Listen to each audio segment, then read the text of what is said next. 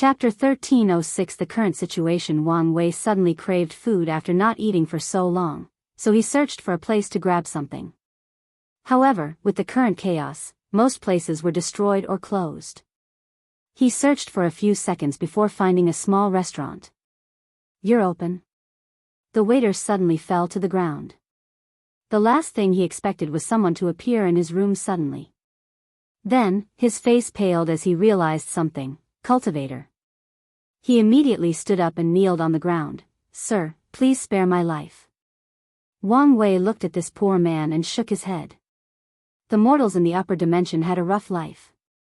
Although they can naturally live for over 1,000 years, their lives are as fragile as paper in this world ruled by gods, demons, and higher dimension life forms. "Get up," Wang Wei said, and a magical force picked up the waiter from the floor. "Is this your restaurant?" This.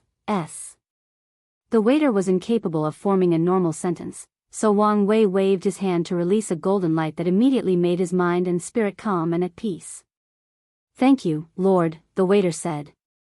"And to answer your question, this is indeed my restaurant. No one wants to work in these dangerous times, so I had to do it myself." "Aren't you afraid?" Wang Wei asked. The waiter sighed deeply. "Of course I am. However, the money at home has run out, and I need to feed my family." "I respect that."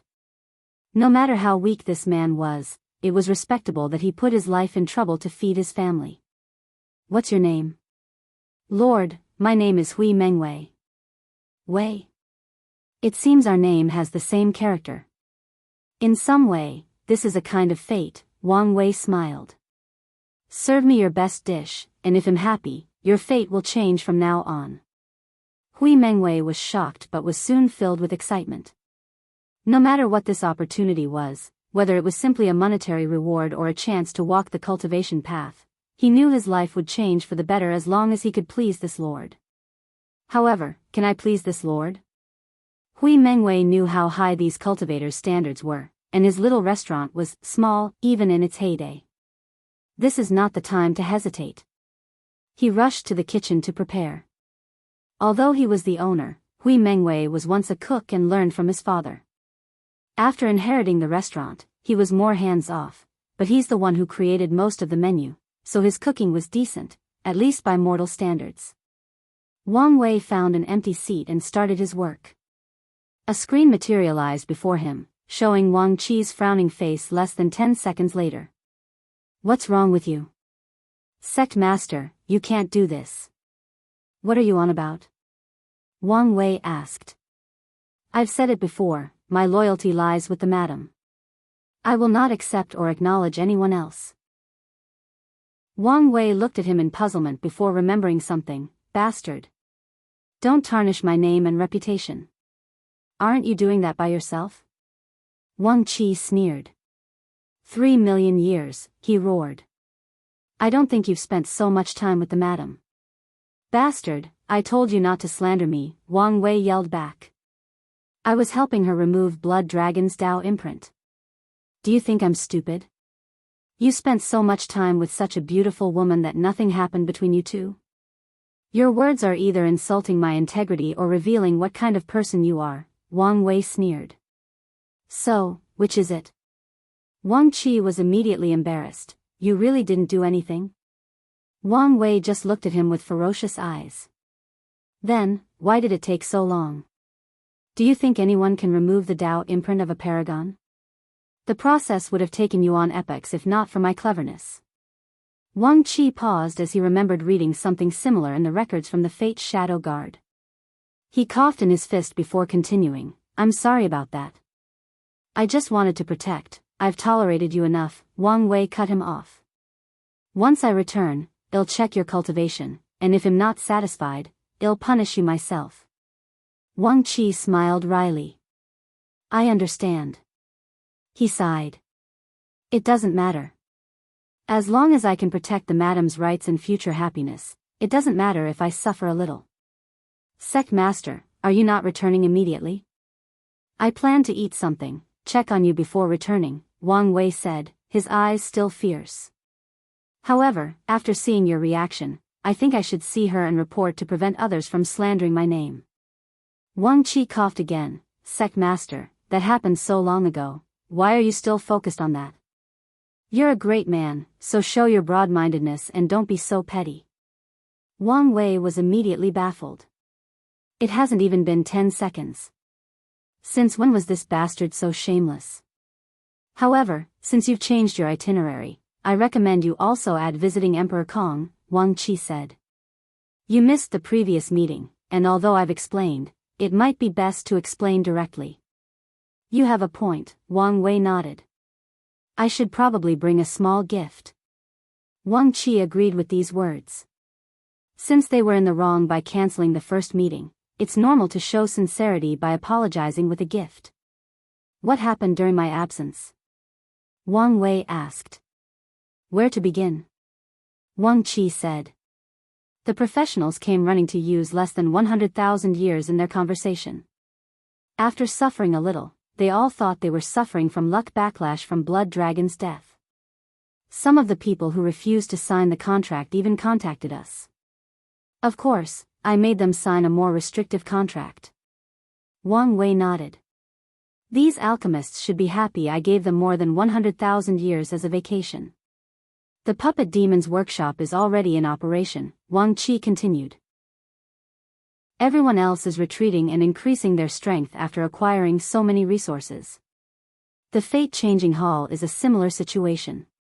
Your plan worked. Most of the resources from these loose cultivators' hands had to be returned to us since they only had the raw materials. However, there are some issues that you need to decide. What is it? Some loose cultivator professionals have taken some of our business by offering lower prices. I've been debating whether I should stop them or not. Wang Wei pondered. No need for that. There is a mixed bag among loose cultivators, so the quality of their professionals is less than ours, not to mention their low numbers. However, you can create false scenarios and spread rumors about these professionals cheating others and delivering faulty products. Wang Qi's eyes lit. One of the advantages of using the hall's own professionals is that they must guarantee their products and their reputations. However, suppose someone chooses the unofficial path and hires one of those loose cultivators. In that case, there are no guarantees, meaning it's easy to take their operation down by ruining their already shaky reputation. These people are not stupid, so there is a chance they might deduce we are behind these sudden rumors, Wang Wei continued. To ensure no problem, choose one of the professionals with a terrible personality and blame it on him. As expected of you, Sect Master, Wang Qi praised. He destroyed these people's secret business with one move and removed all suspicions from themselves. No amount of bootlicking can save you, Wang Wei sneered. Anything else? Internally, there is nothing else to report, Wang Qi explained. But a few noteworthy things happened outside. Firstly, the sect sent news that the trial would take longer than anticipated. If they take too long, I might not need it by the time they're ready, Wang Wei frowned. It probably won't take that long. At the very least, you can use it to deal with the Paragon Realm bottleneck, Wang Qi reassured. You may be right. Continue. The rebellion was not happy with us, probably envious of our wealth. However, they said nothing out loud but asked us to sell them information. Did you agree? Of course, after all, they are now our own. Oh. Red Mask has taken over most of the lower and middle-level officers. The rebellion is basically ours, except for a few groups. That's good to hear, Wang Wei's eyes shine. What's the situation with the upper echelons? We don't have enough people. Didn't Red Mask tell me she was confident she could take over the Blood Dragon's information network? And she did, but we only got 70% of them. That's excellent for such a short period, Wang Wei said. But 70% should be a lot of people. These parasites have an extensive network. Although not the best, they are probably one of the largest in the world. That's the problem, there are too many people, Wang Qi said. Red Mask has been scrambling to control these many people. Wang Wei understood the issue. Although she conquered these people, she cannot trust them yet. As such, She'll need the original members from the Fate Guards to supervise these new members, but Wang Wei's original foundation was way too small compared to the Blood Dragon, meaning Red Mask did not have enough people to supervise these people, let alone spare members to control the rebellion's upper echelons. I'll be in retreat once I've dealt with a few things here. I'll take this opportunity to create more Tier 10 and 11 creation life forms, Wang Wei replied. And if she's truly desperate, she can borrow some creations from Jiaping and Dulgun. Is this alright? Wang Qi asked. The Fate Guard is one of the core assets of Wang Wei's political powers, so it may be a problem to have others involved. Like I said, it's a desperate move. Plus, Red Mask will know what to reveal or hide from these people, Wang Wei replied. He knew the risks, but this was one of the dangers of swallowing a behemoth like the Blood Dragon's network. So, it was worth it to take the risk to digest the behemoth since the reward would be worth it. As for the problems that will arise, they can be dealt with given sufficient time. I understand. If you find any errors, ads pop up, ads redirect, broken links, non-standard content, etc., please let us know each report so we can fix it as soon as possible. Chapter 1307 God of Cooking. What is the current situation of the other parasites? What's their reaction? Wang Wei asked. Things are becoming complicated, Wang Qi replied seriously. There are signs that the fights between the two suns might reach here. A battle between Buddhism and Taoism? Tell me what happened. Wang Wei frowned. It started with the disappearances of a few renowned Taoist priests and eminent monks, but about 15,000 years ago, these two had a direct confrontation over a small source stone mine. Do you think someone is manipulating these events? Red Mask had the same thought, but after investigation, we found no mastermind.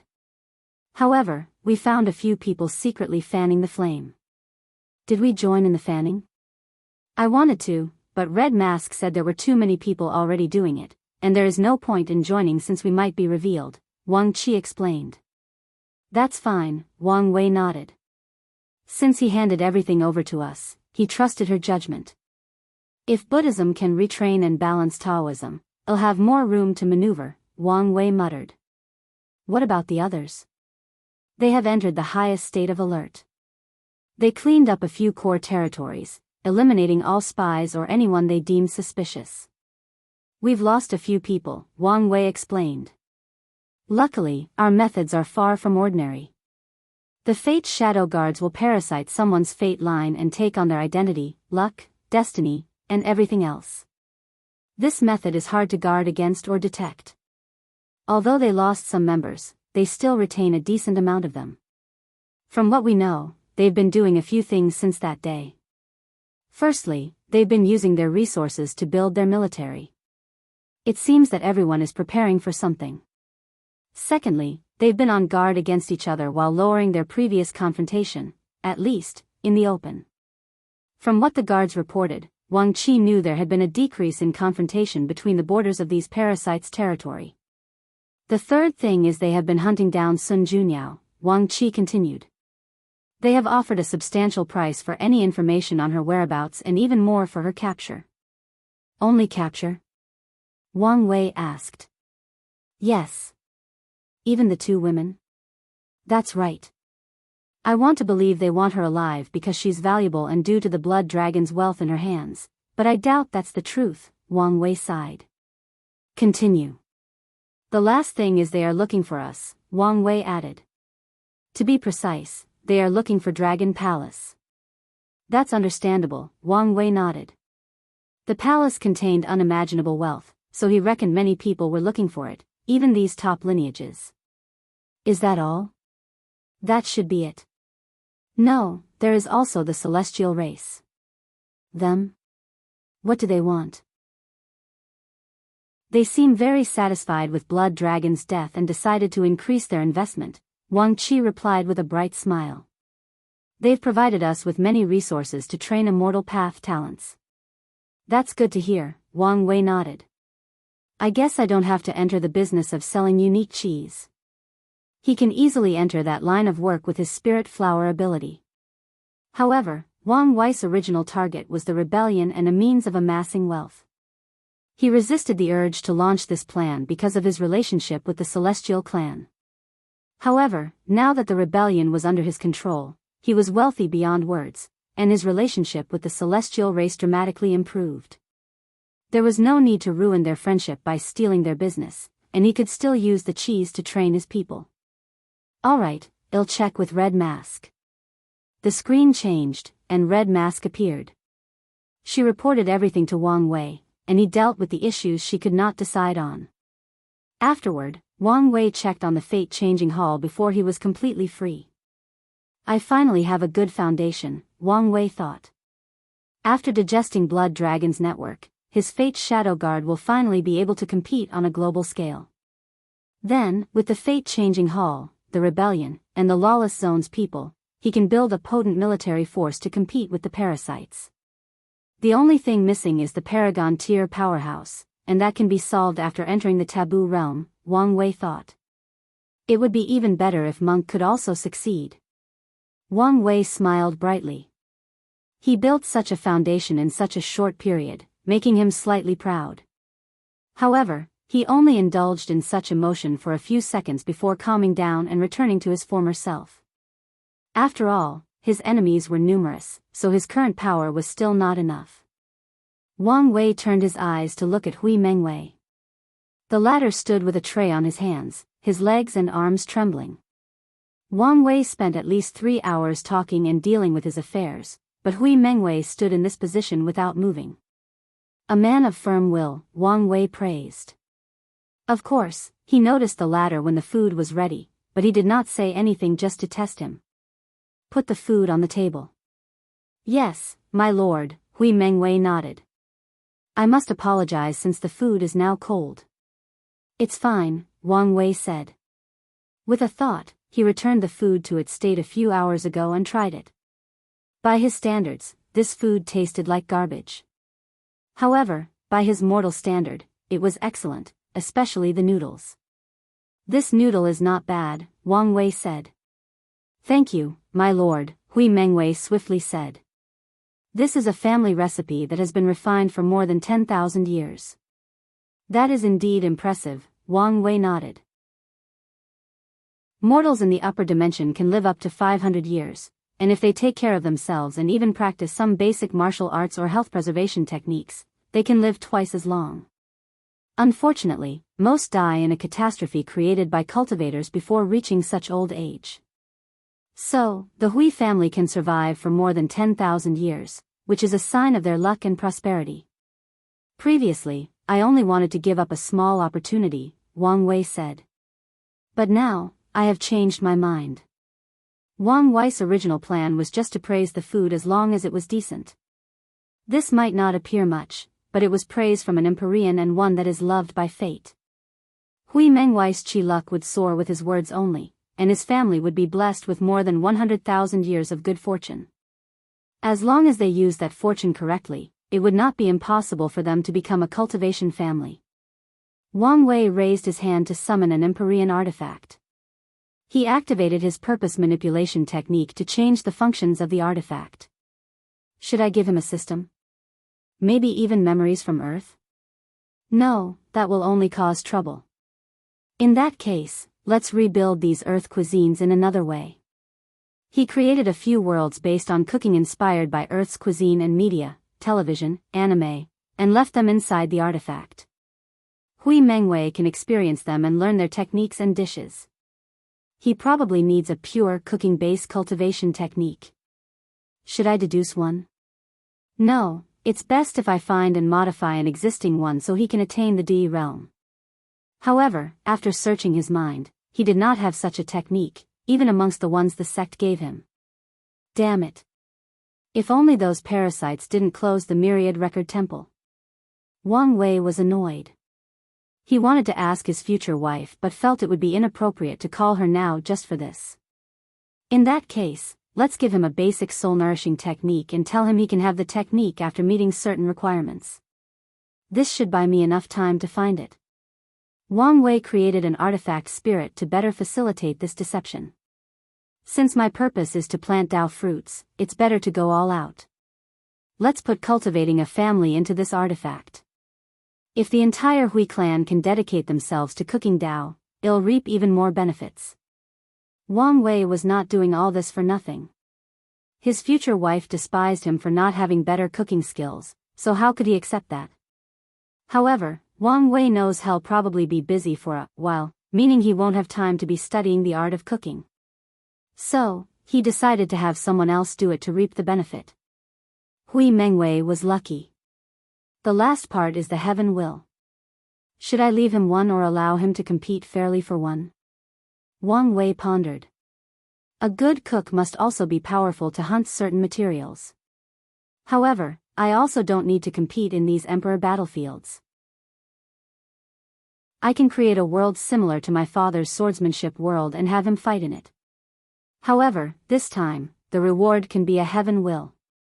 Wang Wei finished the artifact before looking at Hui Mengwei. If you find any errors, ads pop up, ads redirect, broken links, non-standard content, etc., please let us know it report so we can fix it as soon as possible. Chapter 1308 Cracked Line Unedited Chapter Wang Wei looked at the trembling Hui Mengwei and said, "Calm down. I wouldn't have waited so long if I wanted to do something to you." "Sir, I'm just too excited and can't control myself," Hui Mengwei swiftly answered. He knew a great opportunity was about to befall him, so he did not want his cowardness, or anything for that matter, to ruin it. "That's good," Wang Wei nodded, not caring whether he was telling the truth or not. "My wife once despised me because I cannot cook or because I don't have as fancy of a tongue as her. As a man who can hold both heaven and earth in his heart, how can I tolerate such a thing?" Hui Mengwei looked at him in shock. This is not where he thought this conversation would go. "I didn't expect even these gods would also tremble under their wife's wrath," Hui Mengwei thought before his body was once again overwhelmed by fear. All he could think about was whether his small body could survive the confrontation between these gods. Even if he survived, he might be wiped out for knowing too much. After all, this god might not want others to know his wife suppresses him. Hui Mengwei wanted to cry but dared not. He thought this was a chance to change his life, but he got himself in between the martial dispute between gods and would be wiped out as a consequence. Wang Wei noticed his sudden emotional fluctuation and checked. He was speechless. This man had a vivid imagination.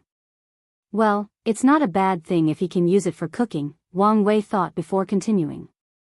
He pointed the artifact in his hand, and it fused with Hui Mengwei's forehead. "Out of pride, I made a bet with her that one day, I would make her the best banquet in the world," Wang Wei continued. "I must keep my promise, but am also busy.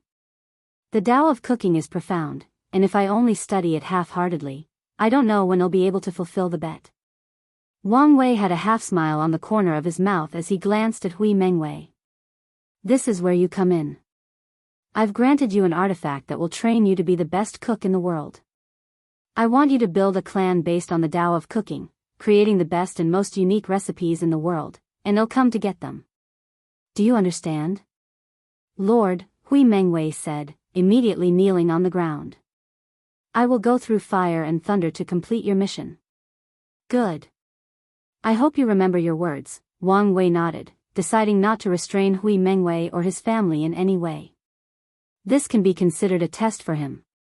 If his family can continue their mission and serve Wang Wei faithfully after acquiring a significant amount of power, then it will be fine. If they let the power get to their heads and deny their mission, Wang Wei will just eliminate them and choose someone else. He waved his hand, teleporting Hui Mengwei home. The latter was confused about what had happened until he realized where he was. "Truly the method of immortals," Hui Mengwei commented in envy. However, he soon regained his bearing as he understood he might have such power in the future. Hui Mengwei did not immediately leave this room but took this opportunity to communicate with the artifact in his mind. The conversation lasted for over an hour, and Hui Mengwei had a strange expression once he opened his eyes. Wang Wei laughed after seeing this. "Boy, how can you build a cooking clan with only one wife and 2 children? You should thank me." "That's right." Hui Mengwei's first mission was to select more wives and concubines to increase the Hui clan's population. Wang Wei was correct when he said the latter should thank him since he left enough resources in the artifact to turn Hui Mengwei and his descendants into great talents. He even instructed the artifact spirit to embed law fragments associated with the Tao of cooking into Hui Mengwei's first 33 heirs, granting them acquired physiques. Wang Wei stopped observing, but he suddenly remembered something. Didn't I promise that silly little girl to find her master? I remember Blood Dragon took him away, but I don't think he was part of the personals we killed or captured. Wang Wei frowned. No need to think so much about it. Blood Dragon should have records of what he did with it. I'll find out when I read through all the information from his network. Before then, let's put her talent to use. He pointed to the void to create a master-student karmic relationship between the little girl and Hui Mengwei. She's about to prove the world, so her safety would be somewhat guaranteed, Wang Wei muttered. He granted the silly little girl a heaven will but did not let her immediately use it since he wanted to increase her chances of becoming an eternal. Luckily, he discovered that although Chenjilan was silly due to being sheltered by her master, her cultivation talent was extraordinary. It wouldn't take much for her to become an eternal emperor. Wang Wei's eyes focused in the distance to the 7 people fighting without restraint. Suppress. His voice echoed between heaven and earth, shocking everyone in the realm. A terrifying pressure sent these people crashing into the ground from the sky. From now on, this is my territory, and fighting is prohibited. This voice frightened mortals, and the other cultivators quickly admitted their fault. This was an excellent place for Hui Mengwei to lay a foundation, so Wang Wei eliminated the unstable factors for him. Wang Wei condensed some of his chaos flame and fused it with this territory as a deterrence. He then changed the secrets of heaven and earth. Anyone who tries to investigate the powerhouse that has taken over this place will only find the source to be this chaos flame that has gained sentience, and it has nothing to do with Wang Wei, the destined one.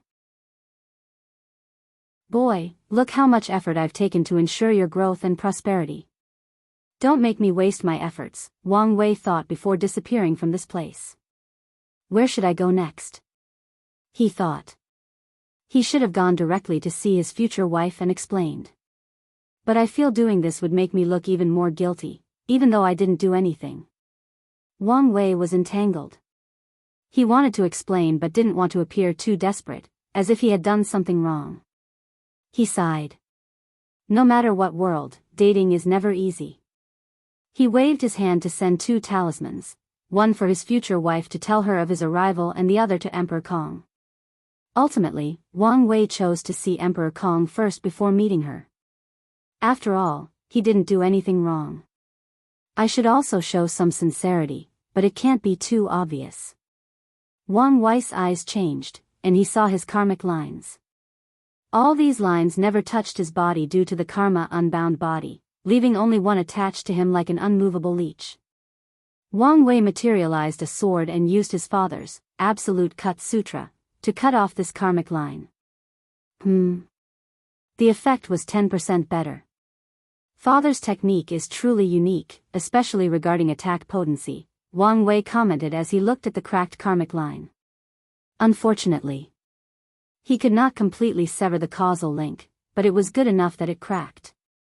She should understand my sincerity. Wang Wei's destination was the Holy Academy realm, where Emperor Kong established the main branch of the Emperor Enlightening Academy. This entire realm was countless times larger than the lower dimension and was a grand city. This should be the outer area? Wang Wei thought as he walked through this vast city. There were no mortals in this place, only cultivators. The concentration of energy in this area is excellent, considering it's the weakest part of this city. However, there seems to be something else in the air. Wang Wei sensed his environment as he walked. Eliminating resentment, restless thoughts, calming the soul, and an understanding boost for cultivators below Tier 10, this should be a righteous chi array. Emperor Kong's foundation is more profound than I anticipated. It's one thing to use this kind of array for a few selected areas for talented students, but something else to use it on such a large scale for everyone to use. From what Wang Wei knows, the outer area is for guests and people waiting for the academy to recruit members. Yet, such an environment is already top-notch, so he could wait to see the inner and central areas. While Wang Wei was observing everything, someone flew with incredible speed and landed before. He was surprised since there were flying restrictions even in this outer area, but he understood as soon as he saw who it was. If you find any errors, ads pop up, ads redirect, broken links, non-standard content, etc., please let us know each report so we can fix it as soon as possible. Chapter 1309 The Academy. Wang Wei looked at the young man before him dressed in a blue literary robe, giving a free and easy atmosphere as if he were an ambitious scholar who wanted to measure the world with his feet. He compared it with the sage-like elderly man in his memory. Headmaster Baihan. No, I should call you young Master Baihan, Wang Wei said calmly.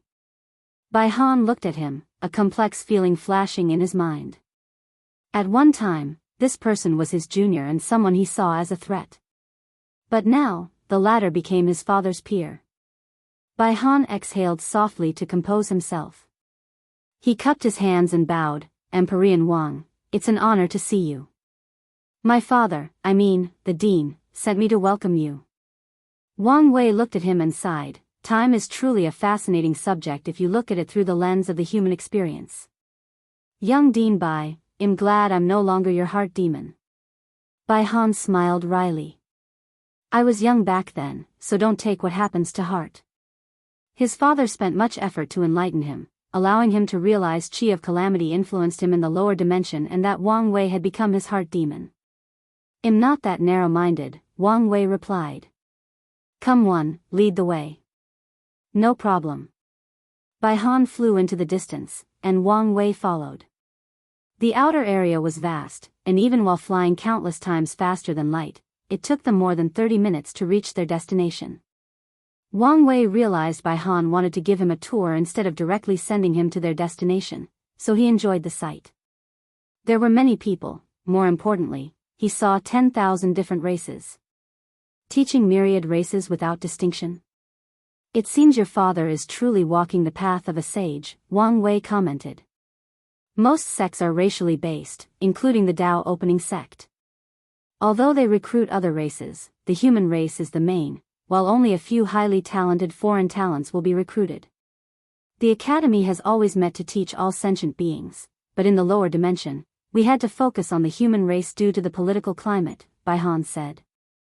However, here, we have much room for development.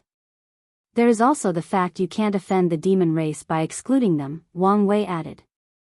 This academy was the only one opening because Emperor Kong made a deal with the parasites, but he only opened it for humans. The blood dragon and 5 feather would have slapped him into oblivion. There is that too, Baihan nodded. When is your academy's next recruitment? We recruit people every 50,000 yuan epoch, and the next time is still about 2,000 epochs away. That's not a long interval. Resources are strictly controlled and not infinite, so most factions will not recruit people easily. Some factions will only recruit people every million yuan epochs. Of course, they have recruitment halls that will search for talents in the meantime, but no mass recruitments will occur. We promise to train a few elites for the moons, so we must recruit more consistently than others, Baihan explained.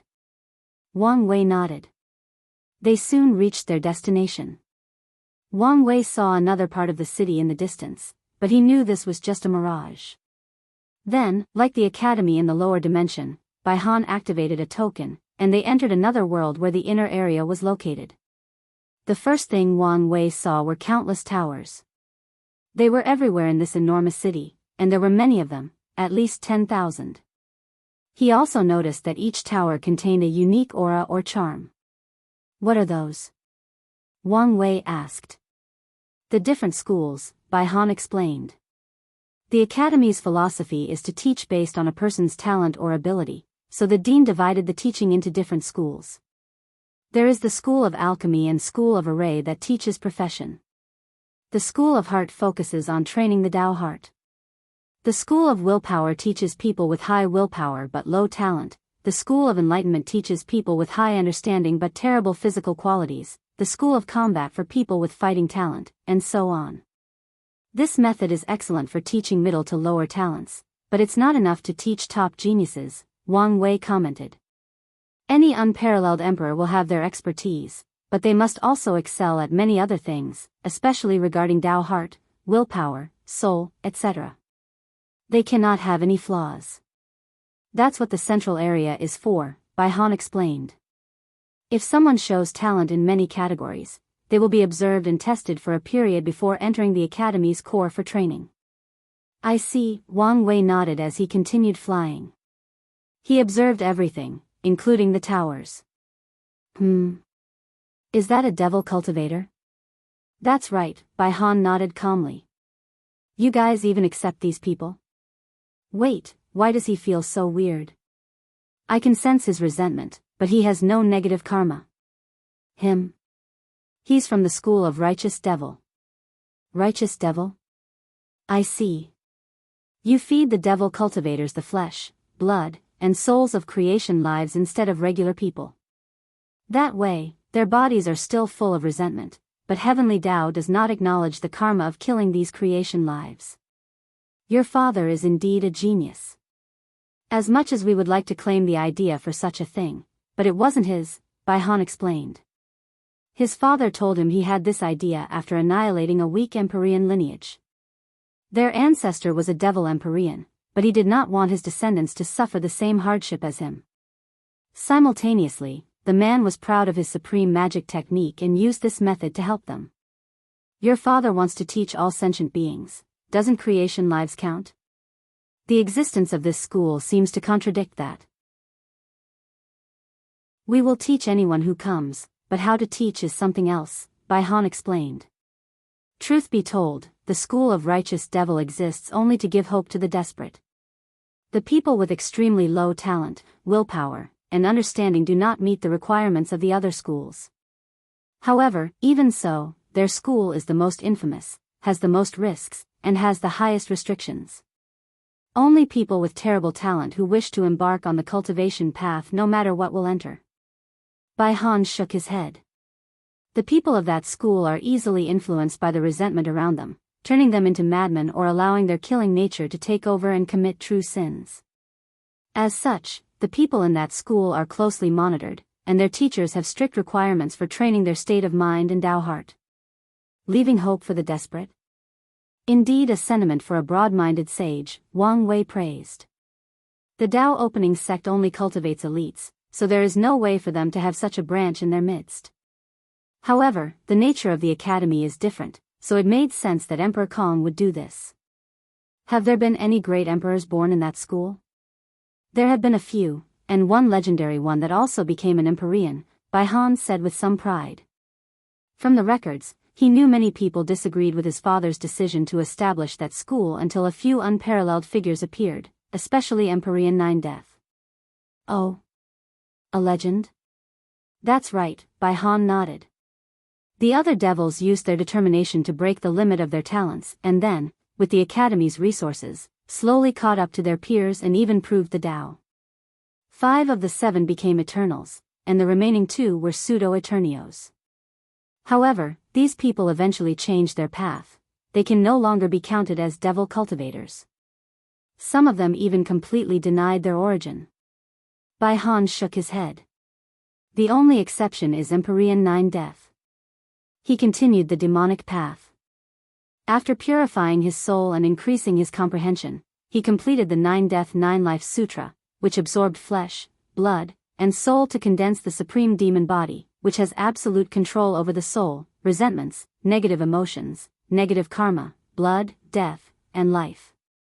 He never changed his path or denied his origin. Now, he's one of the best teachers in the academy and the second best fighter after my father. It sounds like he does deserve the title of a legend, Wang Wei praised. He could tell what talents someone must have to be allocated to the school of Righteous Devil. It's also because of these low talents that these people have incredible achievements once they succeed in life. Few would deny that, Han nodded. Many people still want to close that school to this day, but with Empyrean Nine Death present, no one dares. That school might be the weakest among the academies and receive the least resources, but no one can shut it down because of its existence. It's already a miracle that Han became an Empyrean in such a short period, so how did he train another? Wang Wei pondered. He was not surprised the academy had Empyreans, but he figured they were people Emperor Kong recruited. However, Bai Han said that the academy trained this man, and it sounded like he was not the only one. If you find any errors, ads pop up, ads redirect, broken links, non-standard content, etc., please let us know, report, so we can fix it as soon as possible. Chapter 13:10 Heaven and Earth Wonders. Things weren't adding up. Unless Emperor Kong had found a few unparalleled geniuses compared to Wang Wei and had access to merit and numerous other resources that speed up cultivation, there is no way for him to have trained a few Empyreans for the academy, especially given how young it was. All the teachers with this cultivation level should have been people he recruited. Wang Wei remembered Emperor Kong's life from the sex record. After ascending, he found a secret realm that allowed him to become an Empyrean in record time. Such an event brought him some fame, but for the most part, Emperor Kong was inconspicuous. After all, he was a loose cultivator with no background. Many factions invited him to join him, but he refused and disappeared from the world. It was not until about 300,000 yuan epochs ago that he appeared before the world and caused another sensation. All 7 moons and 2 suns supported him in reopening the academies and training talents for them. The reaction to the news varied. Most former academies hated him, while others thought he did an excellent job. After all, their role in this world is to teach, and in the current environment, Emperor Kong's existence has brought some hope to many sentient beings. The people from the lower dimension considered him a traitor for working with these people, while others gave him the benefit of the doubt. A few people realized he was not a simple man. It is possible to train an Empyrean in 300,000 yuan epoch, but only if a top paragon lineage poured their resources and cultivated someone without hesitation. Kong does not have this ability purely from a resources standpoint, Wang Wei analyzed. Another possibility is he cultivated these talents during his disappearance after becoming an Empyrean, but Bai Han's story showed these talents showed up during the academy's existence. Moreover, he should have been cultivating himself and planning for his reappearance. Where would he have time to train other talents? Where would he have the resources to spare to cultivate other Empyreans? The only explanation is time artifact, but is it that good? Heaven and earth are fair. The Emperor Path and Tao Path skipped countless steps by using the Heaven will to gain access directly to the Grand Tao source, so there must be a way to balance them. Grand Tao makes it extremely challenging and time-consuming to understand the Tao laws and restricts the effectiveness of time formation. By my calculations, Emperor Kong's time artifact would be better than one created by a peak paragon of time Tao. When he used it, the effect was even better than the ones created by a primal paragon. Wang Wei was suddenly caught in an inspiration.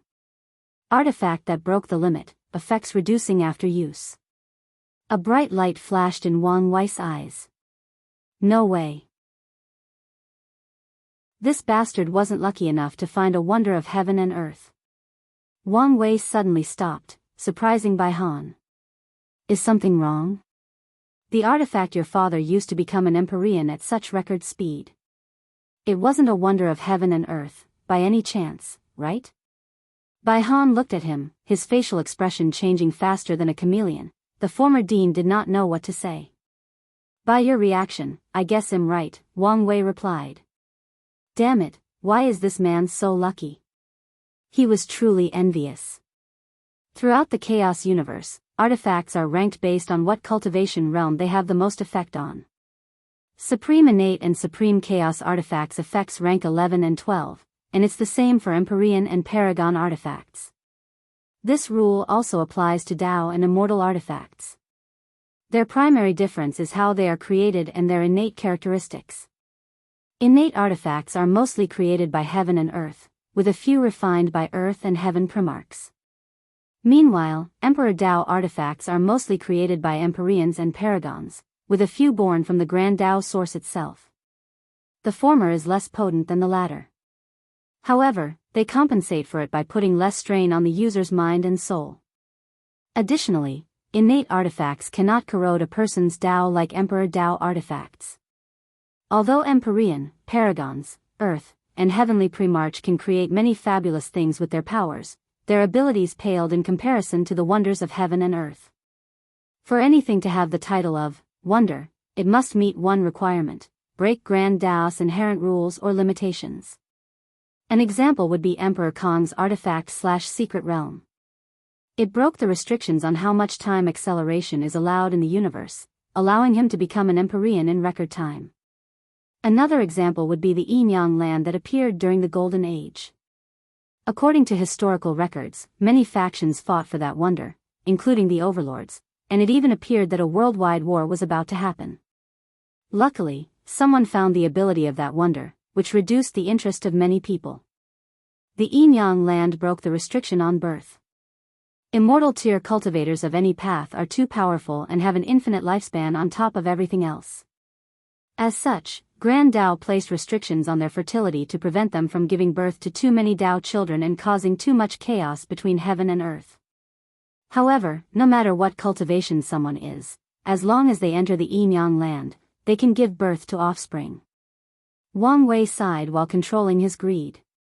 Wonders are attractive, but they also have limitations, and sadly, those limitations are on the number of uses. Most will disappear after only one time, while some will allow multiple users. However, once the usage passes the limit, the wonder will either disappear or the effect of breaking the limit will be gone. What's left is still on par with peak artifacts created by the most potent paragons and heavenly Primarch. However, it's not the same as the former wonder. A lot of things make sense now, Wang Wei thought. But I wonder how he kept that thing for himself? Although Emperor Kong's artifact had lost its status as a wonder of heaven and earth, it was still precious, meaning these greedy moons would have never left it to him. Do you want to continue? Bai Han asked calmly. He had figured out that he had panicked for no reason. Their academy never hid the Empyreans they cultivated, and there were many wise people in the world, so couldn't they have figured out their secrets? Yet, his father was able to keep that treasure. Although Bai Han did not know how he did it, the fact he never tried to hide it is proof of his father's confidence. As such, it did not matter whether he accidentally revealed the news to Wang Wei. The truth is, it was only a matter of time before he discovered this truth, just like everyone else. In fact, he was just catching up. The two continued this tour, but Bai Han was mainly quiet, fearing he would reveal too much. Although he woke up from the previous shock, this incident reminded him of the time Wang Wei played with him in the lower dimension, causing him to lose his position as headmaster. Although he knew he had lost so miserably because of the Qi of Calamity, Bai Han also understood that he would not fare any better even without it. He learned from Su Shi what Wang Wei had done in the lower dimension and understood how scary it is to confront such a monster. Bai Han flew slightly faster than before, so the two soon arrived at their destination, a beautiful white palace with a unique Dao rhyme associated with scholars of the literary way. With a glance, Wang Wei could tell this was not an actual palace but a physical manifestation of the world it contained. Once they were before the palace, a formation was activated to scan their bodies. Then, a spatial fluctuation enveloped them, transporting them inside. Wang Wei looked at the vast world before him, taking a glance at everything. "Welcome to the central area," Bai Han said. Wang Wei raised his hand to manipulate something in the air to condense a golden light. Righteous Qi? No, it's not as simple as that. You used an array to transform the Dao Qi between heaven and earth into the purest form of righteous Qi, boosting its effect on cultivation by at least 200%. It's my father's work. He's very proud of it, Bai Han replied after several considerations. He should, especially if this formation can be used with the same effect using third Grand Dao sources, Wang Wei nodded. Third Grande sources are used by paragons, meaning every single one contains the best quality of Dao Qi. If this formation could still provide a 200% boost or even a 10% boost, it would still be extremely impressive and valuable. That, I don't know about, Bai Han said, telling the truth. His father never told him anything about paragons or things of that level. If you find any errors, ads pop up, ads redirect, broken links, non-standard content, etc., please let us know each report so we can fix it as soon as possible. Chapter 13:11 Meeting Emperor Kong. Wang Wei understood. Most factions will not tell their disciples matters higher than their cultivation. He was unique in the sense that he was already involved in things about transcendence while still a little mortal. What is your role in the academy? Wang Wei asked while observing the surroundings. Are you a teacher or a student? What about Su Shi and Lin Fan?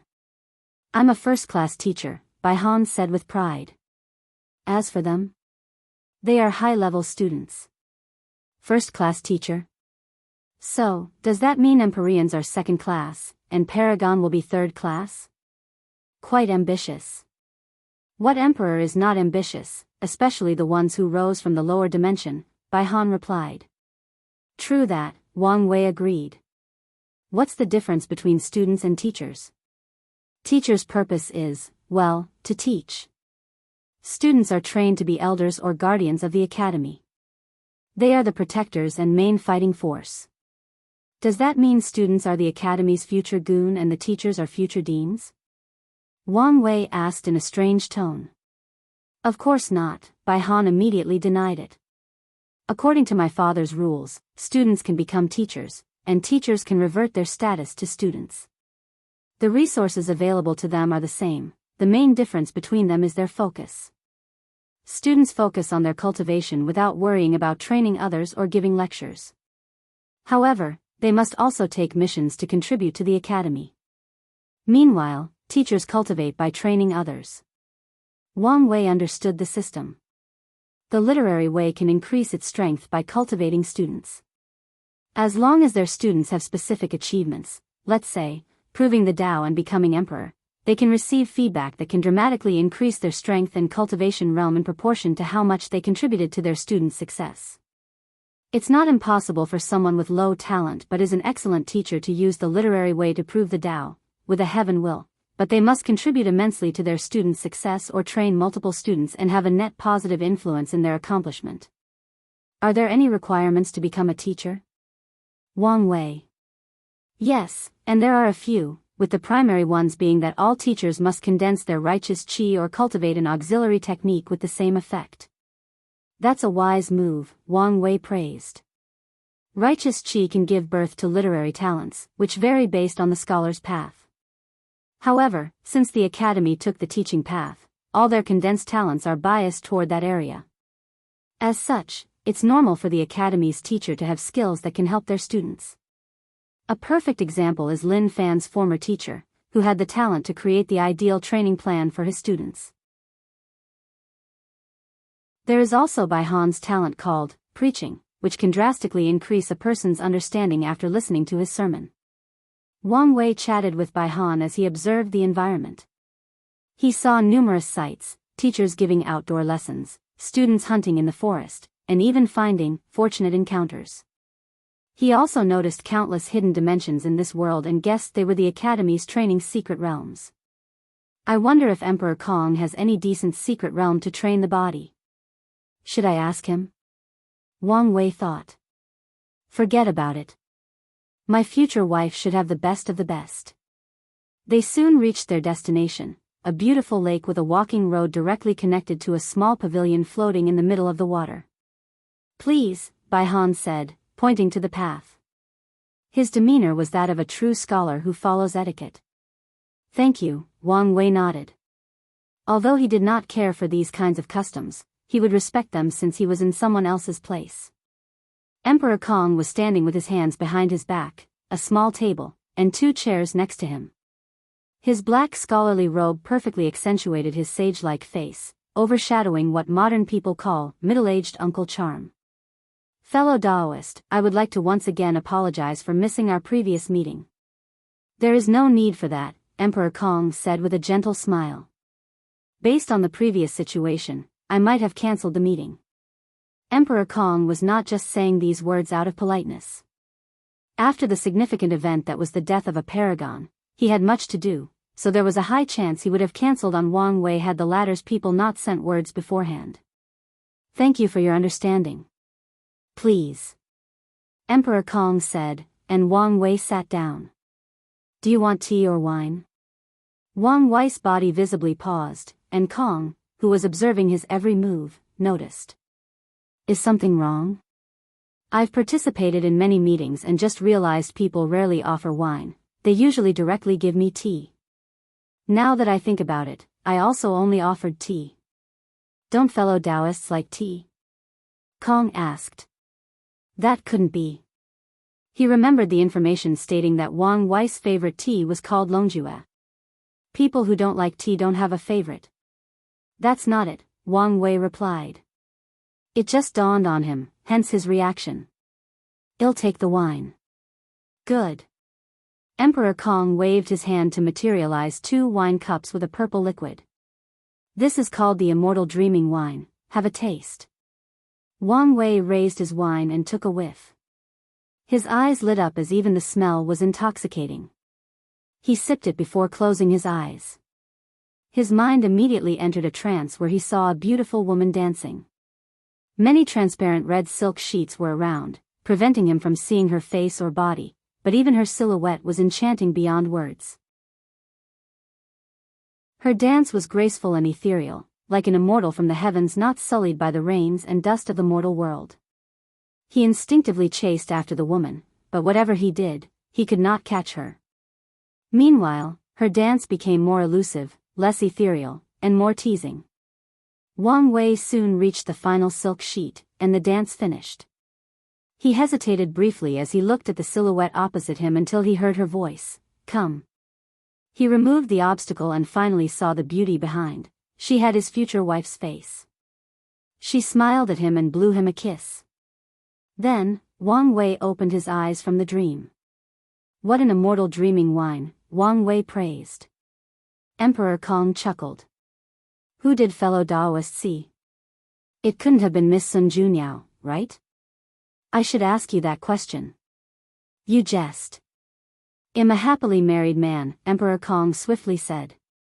His wife was not pleased with his friendship with Sun Junyao, even after explaining countless times it was more of a business relationship, so he immediately ended this topic after realizing he could not get more information from Wang Wei about what happened that day. What do you think of the academy? Emperor Kong asked, changing the topic. It's wonderful, Wang Wei replied sincerely. I'm sure it's nothing compared to your sect, Emperor Kong replied humbly.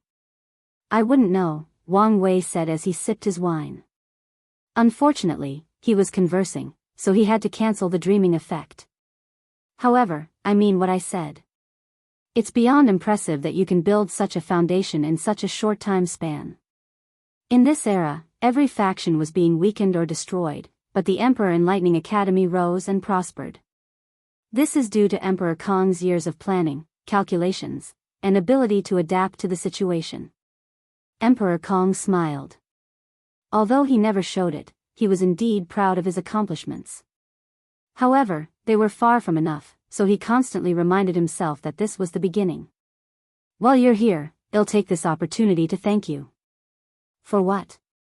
For Su Shi, Lin Fan, and everything you did in the lower dimension, Emperor Kong explained.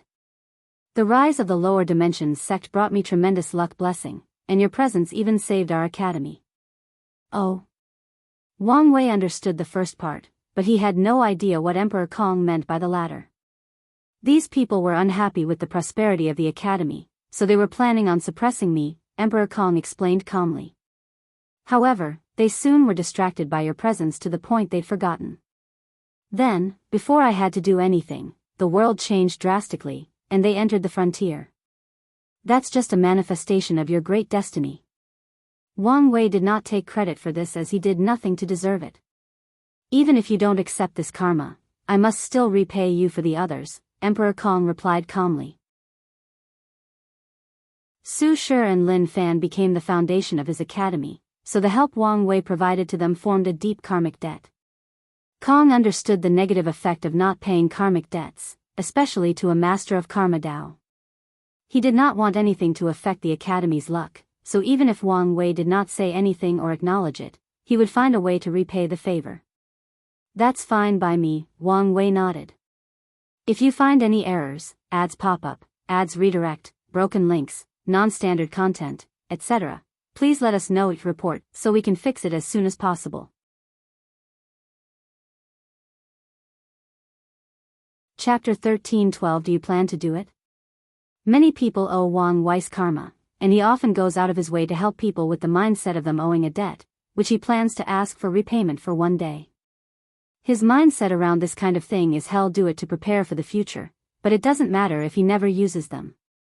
He sipped his wine, savoring the taste. He calmly looked at the beautiful lake, including the rainbow in the distance. By the way, why not change the academy's name to Empyrean Enlightening Academy? Do you want to keep the name forever?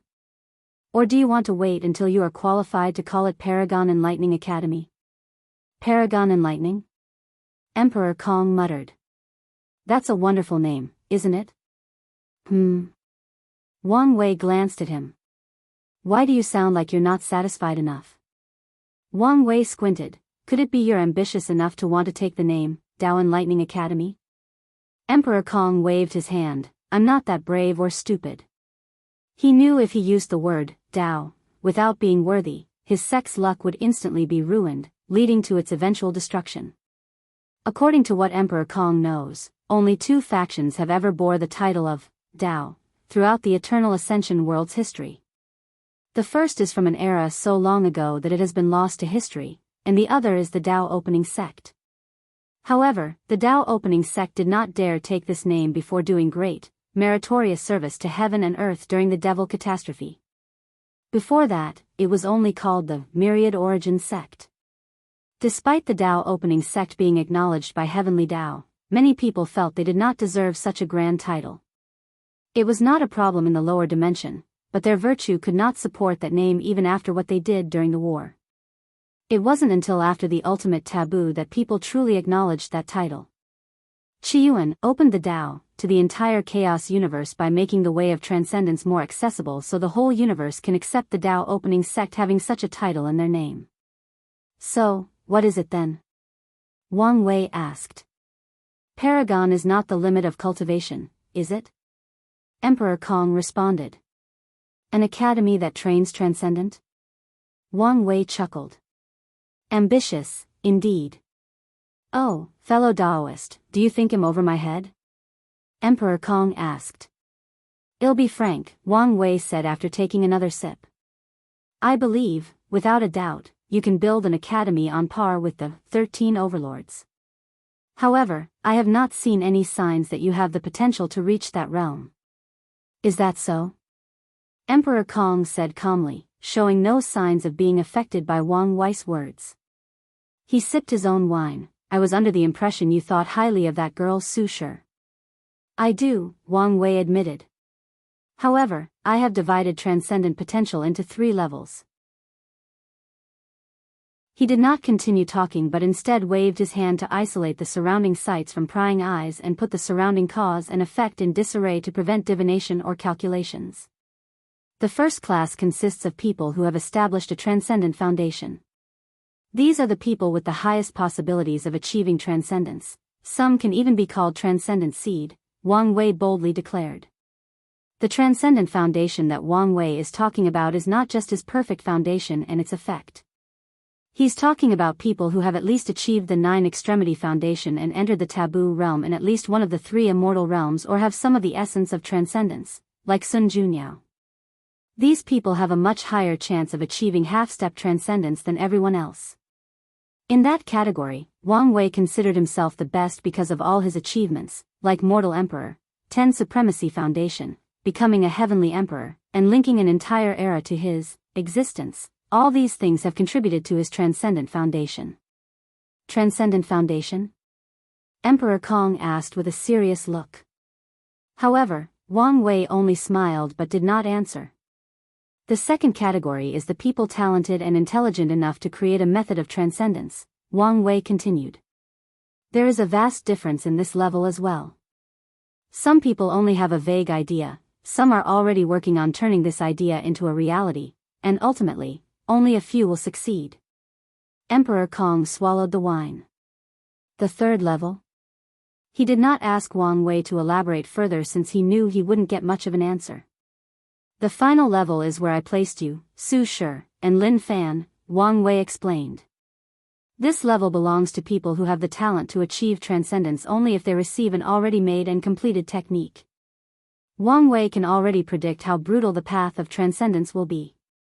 Countless geniuses who used to be the shining stars of the chaos universe will realize their incompetence and insignificance before that barrier called transcendence. To be fair, you three masters and disciples have the potential to establish a transcendent foundation, if you know the requirements, Wang Wei continued. Additionally, I don't know enough about you to determine whether you can be classified in the second category. Emperor Kong calmly refilled his cup. Although he looked calm on the surface, his mind was experiencing great turmoil. Was Wang Wei lying? This was Emperor Kong's thought after hearing these words. He had his reasons for thinking such a thing. Firstly, this is something that Wang Wei would do, lie to further his goal. And what would those goals be? It's evident to Emperor Kong based on how he dangled information about transcendence over him like a hunter using a carrot to lure a rabbit from their hiding hole. However, certain things made him doubt his judgment. As soon as Wang Wei uttered the words, Transcendent Foundation, the first thing he thought of was Sun Junyao. Perfection has always been a taboo in the world, and most people who pursue this path usually end up miserable. But what was it a taboo? Emperor Kong was wise enough to link Grand Dao's ban on perfection to its connection to the transcendent path. So, he immediately thought that Sun Junyao might belong to a unique individual in Wang Wei's first category.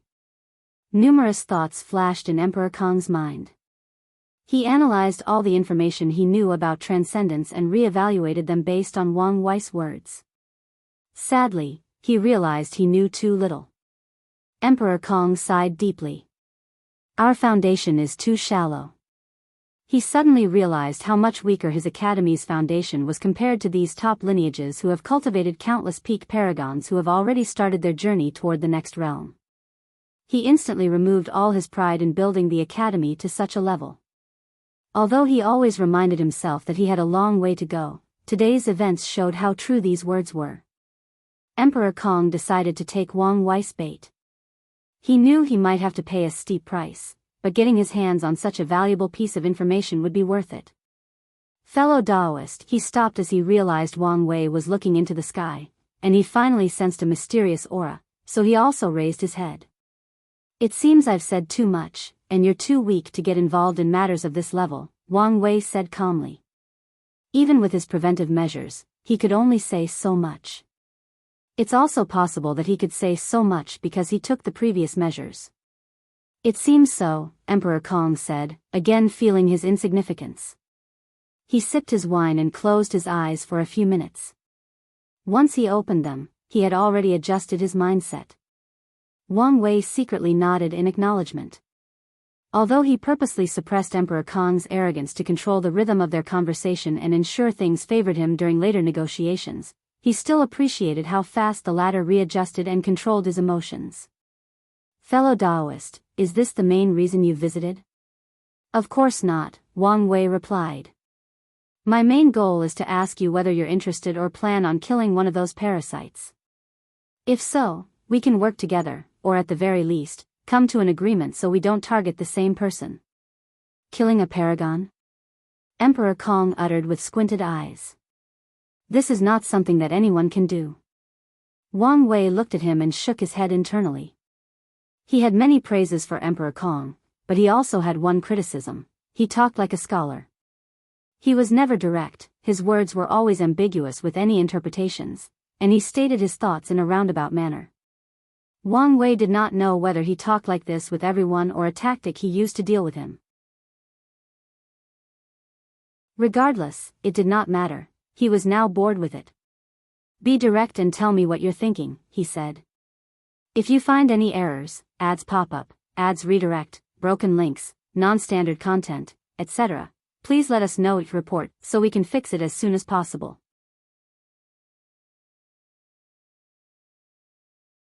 Chapter 13:1381 Tribulations. Despite Wang Wei's words, Emperor Kong remained quiet. The situation was more complex than it appeared. His academy was too entrenched in the lives of the parasites, so he had to make his following decisions carefully. Additionally, he was extremely wary of the person next to him. If he were not careful, Wang Wei would sell him and have him count the money. I have to think about this carefully, Emperor Kong replied, once again giving an ambiguous answer. What an annoyance, Wang Wei thought. He realized another characteristic of Emperor Kong, extreme caution. He understood why. After all, the latter had to play a dangerous game of maintaining a balance with the parasites while secretly helping the rebellion. If one wrong move were made, everything Emperor Kong built would be instantly destroyed. Wang Wei looked at the sky, and his eyes became extremely profound. Have you heard of the endless tribulation era? Yes, it's the era before the golden era, Emperor Kong replied. Time Eater almost erased this world's history. He even used his Chronos spirit to block the river of time to prevent certain capable people from peeking at the past. Of course, such a method does not affect these top lineages, but it did disrupt everything and everyone else. I heard that era is our world's version of the Null Era, with civilization restarting, Emperor Kong added. He spent a lot of time and effort, and with Sun Zhenyo's help, he acquired much knowledge of the world's history. However, Emperor Kong's effort went as far back as the Golden Era, and he knew little about what came before. All sentient beings with intelligence have one thing in common, the desire for improvement or evolution, Wang Wei stated calmly. No one can escape this fact, including Grand Dao. He sipped his wine and emptied the cup. Emperor Kong waved his hand to refill it, breaking etiquette since he should have used a teapot. However, he did not care about that since he had a feeling Wang Wei was about to reveal some outlandish information again. Heavenly Dao also wishes to improve, and it happened in that era, Wang Wei continued. In the lower generation, during my generation, Heavenly Dao skipped your son's time to bring all the luck and destiny of that generation to mine, creating a prosperous era. Meanwhile, true Heavenly Dao did something even more extreme. 81 Tribulations, Wang Wei stated with shining eyes. During each tribulation, the eternal ascension world was ravaged by war, famine, and countless catastrophes, but each time they survived, civilization rebuilt itself, and the world's luck reached a new peak. Emperor Kong listened attentively while drinking. He compared what Wang Wei said with the information that he had, deducing what he said was the truth, what his motive was, and so on. Do you know what the final tribulation was? Wang Wei asked. Emperor Kong pondered briefly, the innate acquire war. You would think so, but no, Wang Wei shook his head. That war was the 80th tribulation and ended that era. Afterward, the human race became the protagonist of heaven and earth, and the eternal ascension world became one of the many worlds where acquired life is in the dominant position. It can also be said the world determines its position in the eternal battle between fiend gods, paragons, and heavenly primarchs. Wang Wei moisturized his throat. After the war, the world's luck reached an unprecedented height and entered the Golden Era. In some previous eras, it was common for the total number of paragon to be less than 3 digits. But at the peak of the Golden Era, all the overlords had at least hundreds of paragons, and some were in the thousands. Wang Wei sighed. He had to give credit to Heavenly Dao. It took the risk of using this tribulation method to drastically improve the eternal ascension world's overall strength and power. However, how risky were those 81 tribulations? If any of them went wrong, the world's cultivation civilization would be destroyed and have to restart. The eternal ascension world might have spent countless eras trying to recuperate from the devastation. During the Golden Era, many extraordinary talents rose up, Wang Wei continued. For example, my ancestor, Qiyuan. He started the First Origin War, turning the myriad emperor world into the destiny center of the lower dimension. However, was this the only effect of that war? Of course not. The world's destiny also shifted from the aboriginals born in the upper dimension to the people from the lower dimension. How could the people from the other world communities allow Qiyuan to bless his home world at the detriment of their own? The First Origin War should have ended with these people banding together to defeat the Dao opening sect and the others from the myriad emperor world. Yet, that's not what happened. The explanation for this is Qiyuan convinced many people from other world communities to side with him, and the reward was what Wang Wei said, destiny shifting to them. After the war, more and more people from the lower dimension grew until they became the dominant force in the upper dimension. I suspect the first war was in preparation for the Second Origin War, Wang Wei analyzed. He had no definite proof of this matter, but he derived this conclusion after researching the historical text. Another extraordinary talent of that era is, of course, Empress Wu, and her situation is related to you, Wang Wei said, looking at him. What do you mean, fellow Daoist? Emperor Kong was genuinely confused. Many major events happened during the Golden Era, but the most significant is the Devil Catastrophe, the 81st and last Tribulation. Emperor Kong squinted. Heavenly Tao went all out for this catastrophe. It even acted a little bit reckless by pushing the limit of that tribulation beyond the level of Paragon. Emperor Kong immediately remembered some of the rumors he had heard about the devil primogenitor, and his squinted eyes became even smaller. Heavenly Tao's risks paid off. The Golden Era survived the last tribulation, and the world's luck reached another unprecedented height. Qiyuan took this opportunity to launch the Second Origin War. He successfully opened the Transcendent path to the Chaos Universe and made the Eternal Ascension world the semi-destiny center of the universe. Emperor Kong frowned. What does this have to do with Empress Wu and me? Yes, I'm getting ahead of myself, Wang Wei said. By the end of the Devil Catastrophe, the status of the 13 Overlord was already established: the Grand Sect Alliance, the Tao Opening Sect, the Myriad Clan Union, the Limitless Exchange Hall, the Tao Beginning Palace, the 10,000 Buddha Haven, the Great Qin Kut, the Pre-March Origin Temple, the Tribal Sacred Mountain, the Sword Path League, the Skill Tao Association, and the Divine Faith Heaven. What am I missing? The Origin Seal Continent, Emperor Kong replied calmly. As the saying goes, 9 is the extreme, 12 is completion, and 13 is transcendent, Wang Wei continued. Everyone knew there was one last spot for the top lineage, and as I'm sure you've already guessed, such destiny fell on Empress Wu. With unparalleled talent, she built the Origin Seal Continent and became the last overlord. Wang Wei sighed. She's a wonderful woman, isn't she? She's probably the strongest of all the primals in that era in terms of direct combat. However, her lineage is slightly better than that of Limitless Exchange Hall in terms of the number of primal strength. In terms of foundation, such as the number of paragons, empyreans, and middle-level cultivators, she's undoubtedly the weakest. You can guess the reason, right? She's too young, and her foundation is the weakest, Emperor Kong replied with a sigh. That's right, Wang Wei nodded. Her rise was only during the middle to late stage of the Golden Era. No matter how wonderful she is, it could not change this fact. Wang Wei looked at the sky, especially the sun. There used to be 7 moons and 2 suns in the sky, but they were now gone. Heavenly Tao has already planned everything, Wang Wei said with a deep voice. It knew Qiyuan's methods could only summon these inferior, banned, and flawed methods of becoming half-step transcendence. Ban? Who can ban these methods? Emperor Kong thought, his heart shaking. Why am I so stupid? Of course, it's Grand Tao. So, that's why that event became the ultimate taboo. Heavenly Tao knew how prideful these people from the Golden Generation were, so how could they accept such flawed methods? Wang Wei continued. So, it selected a few people.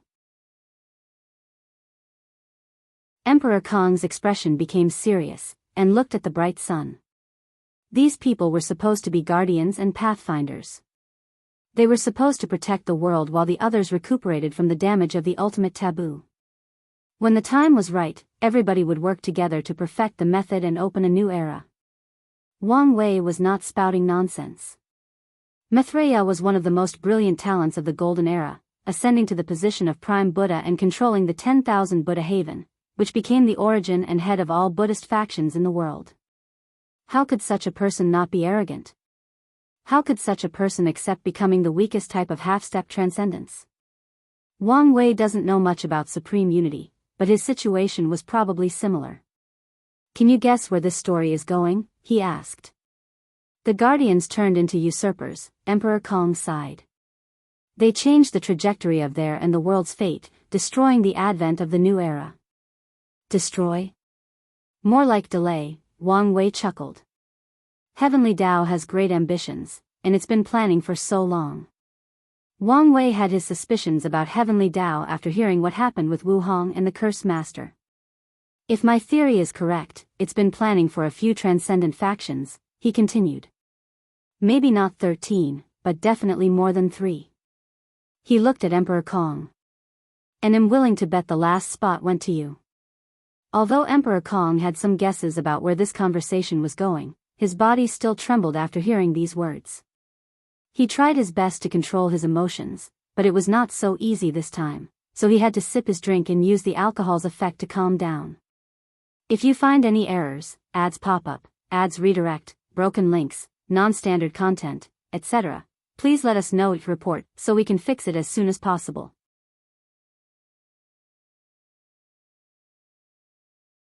Chapter 13-14 Do I Have a Choice? Unedited chapter, The Destiny of a Transcendent Faction? Who does not want such a thing? Destiny and luck are two of the supreme Tao, meaning that as long as Emperor Kong played his cards correctly and made no severe mistakes, he was destined for success. However, the latter could not care about any of that. On the contrary, an overwhelming fear rushed from his mind into his toes. Emperor Kong knew the severity of this kind of news. As long as another word of this conversation gets out, his academy will be annihilated the next day. There is no basis for Wang Wei's words besides his analysis. Of course, with enough effort, these top lineages can deduce whether he's telling the truth or spewing nonsense. However, it did not matter whether he was telling the truth. Some people would instead eliminate a potential threat to take the risk of being wrong. That's why Emperor Kong was sure his academy would not survive if anyone learned of this conversation. A deep killing intent flashed deep in his mind, but it dissipated with the same speed. Emperor Kong already knew he was not Wang Wei's match because his intuition immediately warned him of danger after thinking of silencing the latter. Additionally, he has already investigated and knew that Wang Wei had a method to battle a Paragon's projection. The academy currently had no Paragon arrays since he did not dare install one. That also meant he could not use any assistance to kill Wang Wei. Emperor Kong had a few hidden Paragon artifacts and Supreme Chaos artifacts, but those probably won't do much, and they will also reveal his foundation to the parasites, thus accelerating the dissolution of their already thin partnership. And even if I could kill him, would I dare? Emperor Kong thought, lowering his shoulders as he slumped on his chair. Wang Wei was the darling of the Tao opening sect, so he knew the latter would not hesitate to eradicate him for killing a disciple with so much potential. Emperor Kong sipped his wine, feeling a little more defeated. This conversation has been a constant blow to his pride and arrogance. Fellow Daoist, it's not wise to say these things without any evidence to back them up, Emperor Kong said calmly, already regaining control of his emotions and mind. Are you saying I'm speaking nonsense? Wang Wei chuckled. Well, maybe you're correct. But there are signs to follow. Wang Wei groaned softly as he enjoyed the wine's taste. Even with the effect, this wine was top-notch due to its taste. If not for my appearance, the destiny to end this era should have been yours. Emperor Kong wanted to swear as this man had said another outrageous thing. Heavenly Dao's original plan was to use this destiny for you to destroy these parasites and plunder their resources to increase your academy's foundation. By the time you fulfilled your destiny, you would have been a paragon, and the academy would have had a foundation closed and maybe even on par with overlords. Then came the next step of this plan, the Grand Sect Alliance. Emperor Kong's heart again trembled as he remembered a conversation with his two favorite disciples 3 million years ago. The plan was already set in motion in the lower dimension during Lin Fan's Supreme Outlaw trial. Wang Wei continued, his eyes brighter than the stars and containing the truth of the universe. There were two outcomes from this trial. Lin Fan passes, kills Suya, and forges enmity with the upper dimension Yin Moon Palace for preventing them from completing their book. Or, he fails, passes his power to Su Shi, and she inherits his vendetta and eventually kills Suya. No matter what, your academy will forge enmity with the Yin Moon Palace, leading to an all-war with the Grand Sect Alliance. Under normal circumstances, you would have no chance of winning against them, but the current era would have provided the perfect opportunity. All the paragons from the Grand Sect Alliance require time to heal from the ultimate taboo and cannot immediately return to their peak. With your Paragon realm strength and the Academy's deep foundation from the parasites, you can eliminate them and finally have the foundation of a true overlord. What's next isn't hard to guess, is it? You only need to work hard and prepare to use your destiny to become a transcendent faction.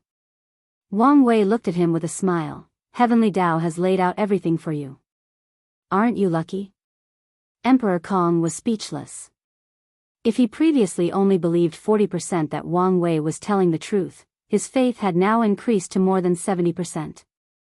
He had long determined his academy had inherited an extraordinary destiny. After the conversation with Su Shi and Lin Fan about Su Ya and their hatred, Emperor Kong thought his destiny was about taking luck from one of the 13 overlords.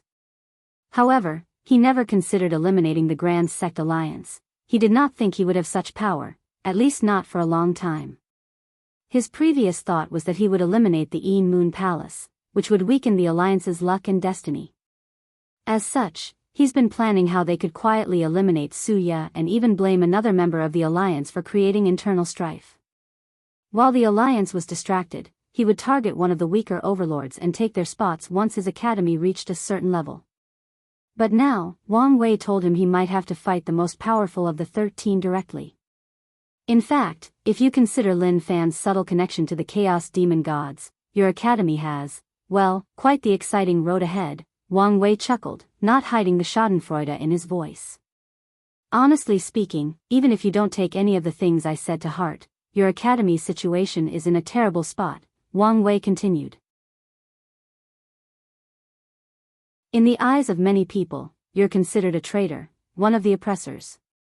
Your secret work with the rebellion and the resentment purification will buy you many points. Still, if you don't do something else, your academy's reputation will be tarnished by the time the new era arrives. Additionally, some people will still consider you a traitor. They'll use this as an excuse to further tarnish your name and reputation before rallying more people to eliminate you. Emperor Kong knew what people he was talking about, the former academies. All these people were forced to close their doors while he was the only one left open. Such an act already created countless resentment towards him. All the top academies are part of the Grand Sect Alliance, or they have a deep connection with it, Emperor Kong, realizing how deep this conspiracy went. The best move for you to make to survive the next era is to openly oppose these people and, better yet, kill at least one of them, Wang Wei continued. So, what do you think, fellow Daoist? Want to work together? Do I even have a choice? Emperor Kong thought, almost rolling his eyes. He knew the Academy's current predicament better than anyone else, and he's been thinking, planning, and waiting for many years to decide their next move. He knew he would have to draw a line between the parasites one day, but Emperor Kong wanted to delay for as long as possible. After all, the moons were still the world's rulers, meaning the world's resources and luck still tilted toward them. He can receive more benefits the longer he preserves their relationship. Unfortunately, Sun Zhenyo's actions further muddied the water. Emperor Kong knew that these moons would no longer trust him after what happened, but he still wanted to find a way to prolong their relationship for a while longer. However, with Wang Wei's arrival, he may not have a choice but to act early. Fellow Daoist, you've spent so much time trying to convince me, Emperor Kong said as he glanced at Wang Wei. Aren't you worried that I still will refuse? Am not, Wang Wei replied calmly. His action was what strategists called an open conspiracy, meaning even if you know it's a plot, you must still do it. A king must be able to bear the weight of the crown. This saying applies to the Academy's current situation. Without sufficient foundation, the destiny of a transcendent foundation is a burden to Emperor Kong instead of a blessing.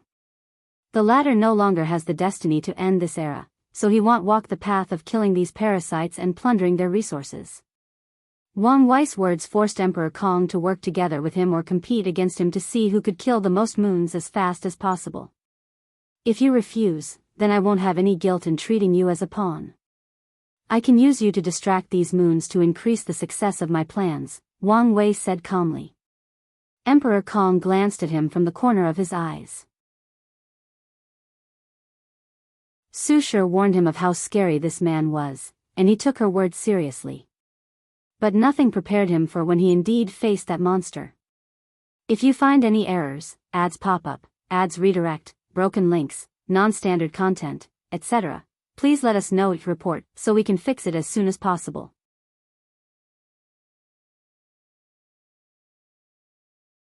Chapter 13-15 Partnership. Emperor Kong sighed. Fellow Daoist, what do you have in mind? Emperor Kong relented. Although he did not want to be entangled with this man, he knew he did not have much choice. Wang Wei smiled. I don't know much about these people yet to formulate a plan, and a head-on battle is the worst plan possible.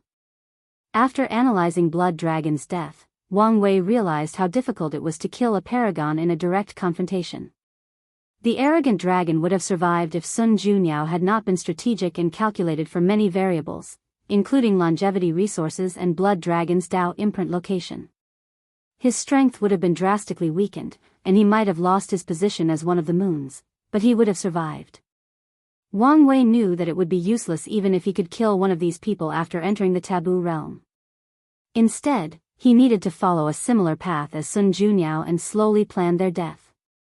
So, what's the plan of this alliance? Emperor Kong asked, almost rolling his eyes. You're a scholar, why are you so impatient? Wang Wei replied. I have predicted a few things on how these people will react to Blood Dragon's death and came up with a plan that is guaranteed to give us an advantage no matter what. However, this plan can only work once, and I need your help. He summoned a blueprint and showed it to Emperor Kong. So, that's why you wanted to work with me, Emperor Kong uttered after seeing the 4 pillars in the blueprint. That's right, so, what do you think? The formation can be improved, Emperor Kong commented before modifying the blueprint. It seems one of your sub-Dao is Dao of Array, and your achievement is superb, Wang Wei commented. At a glance, he could tell that Emperor Kong used his Dao, transformation, as the philosophical core of his array path. He probably strives to achieve all transformation with his array Dao. He did not fuse array Dao into his transformation Dao but used it as a supplement. They work together, forming the perfect synergy.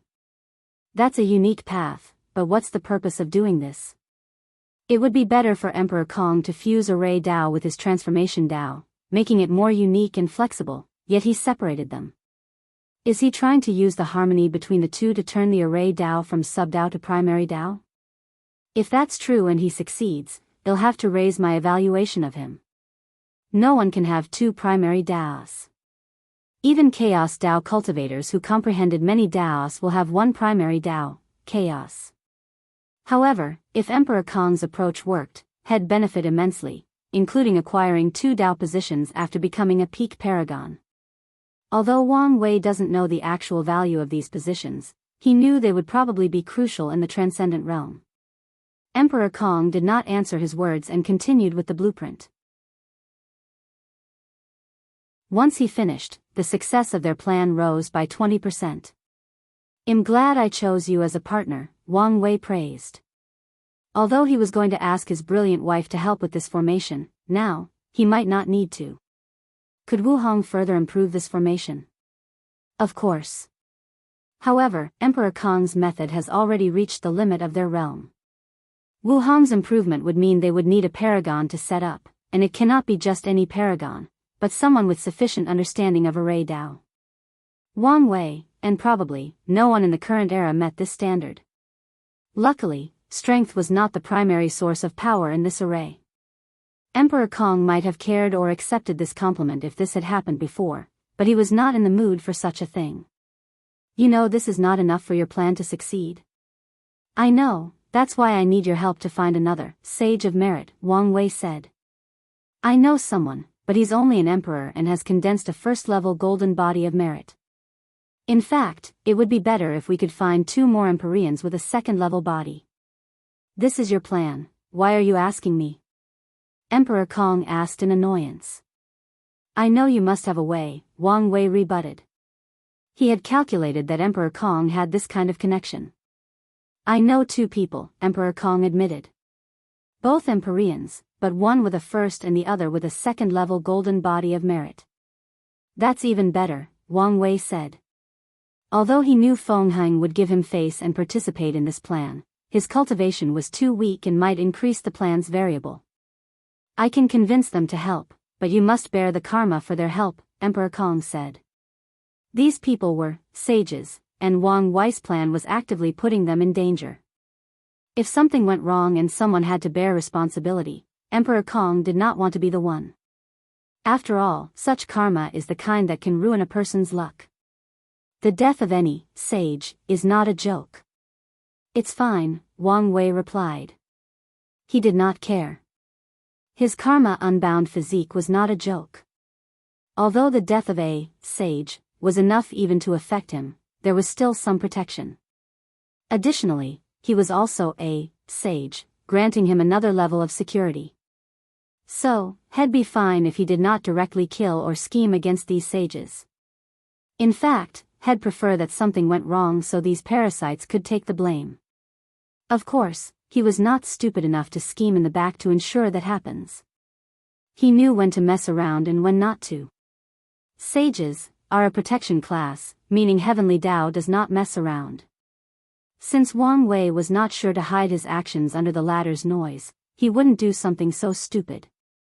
Emperor Kong looked at him. Is there anything else? Is this a hint that I'm no longer welcome? Wang Wei thought, his lips almost twitching. No, that's it for now.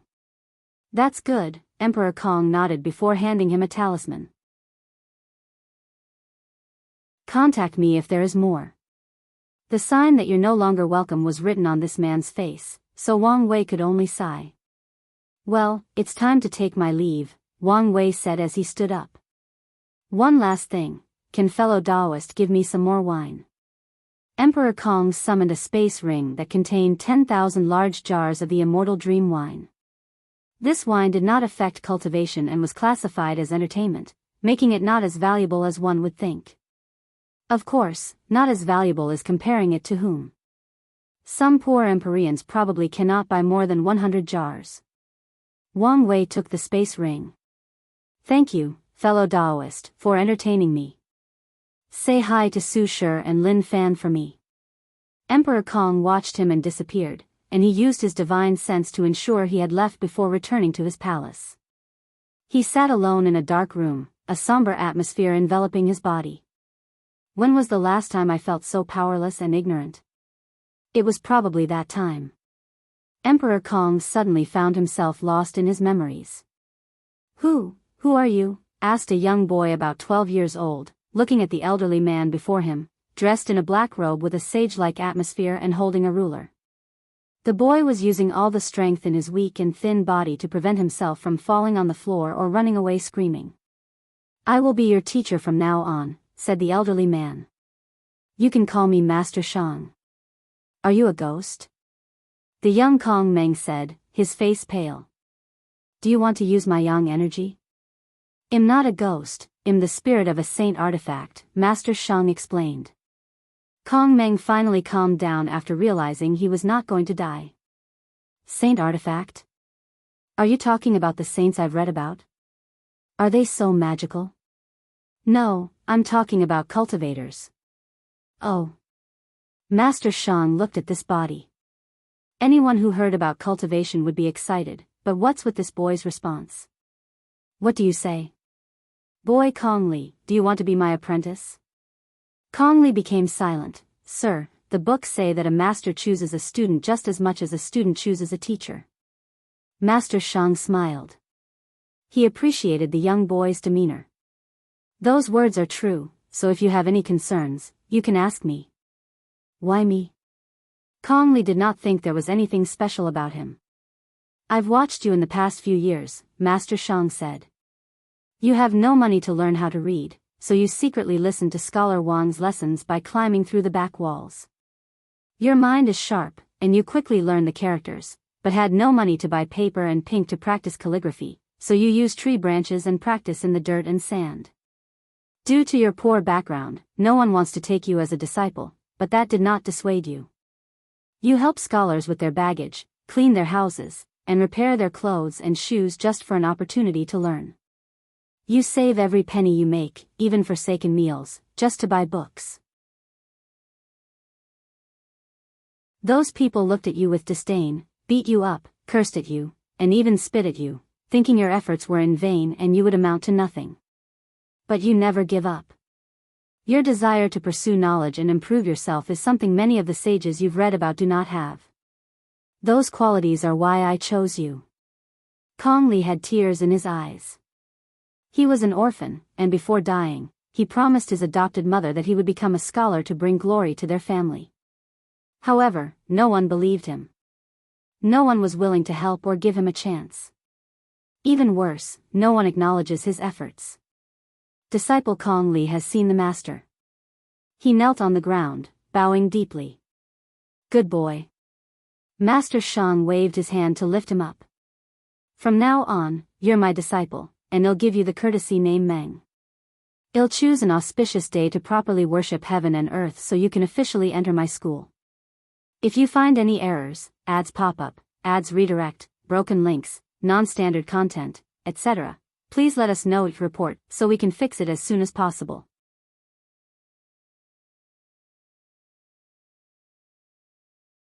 Chapter 13:16 Wake up. The young Kong Meng bowed to an altar representing heaven and earth before bowing to his teacher, Master Shang. He did serve the latter tea, concluding the master-disciple relationship.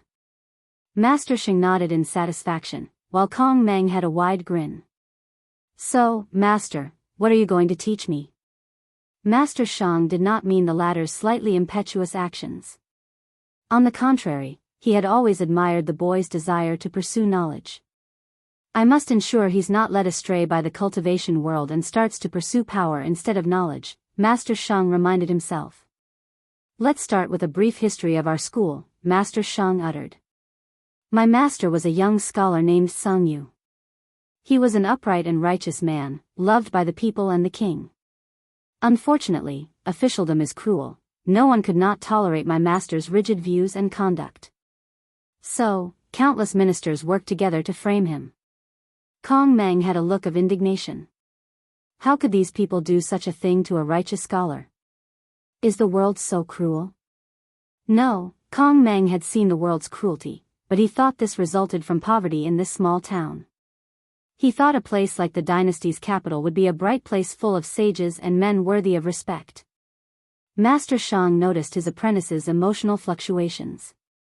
Truthfully, he told him their school's origin to eliminate this young boy's naivety. He even plans to take him around the world to truly experience the darkness of the world. Of course, hell also show him the light. As I said, the king loved my master, Master Shang continued. So, he secretly let him escape. The master was blessed by fate and soon had a fortunate encounter and started his cultivation journey. He retreated for decades, hoping to return to the dynasty with newfound strength and rectify his name. As he should, Kong Meng nodded with a clenched fist. Unfortunately, by the time he returned, the king had fallen, and the dynasty had already collapsed with countless warlords fighting for powers.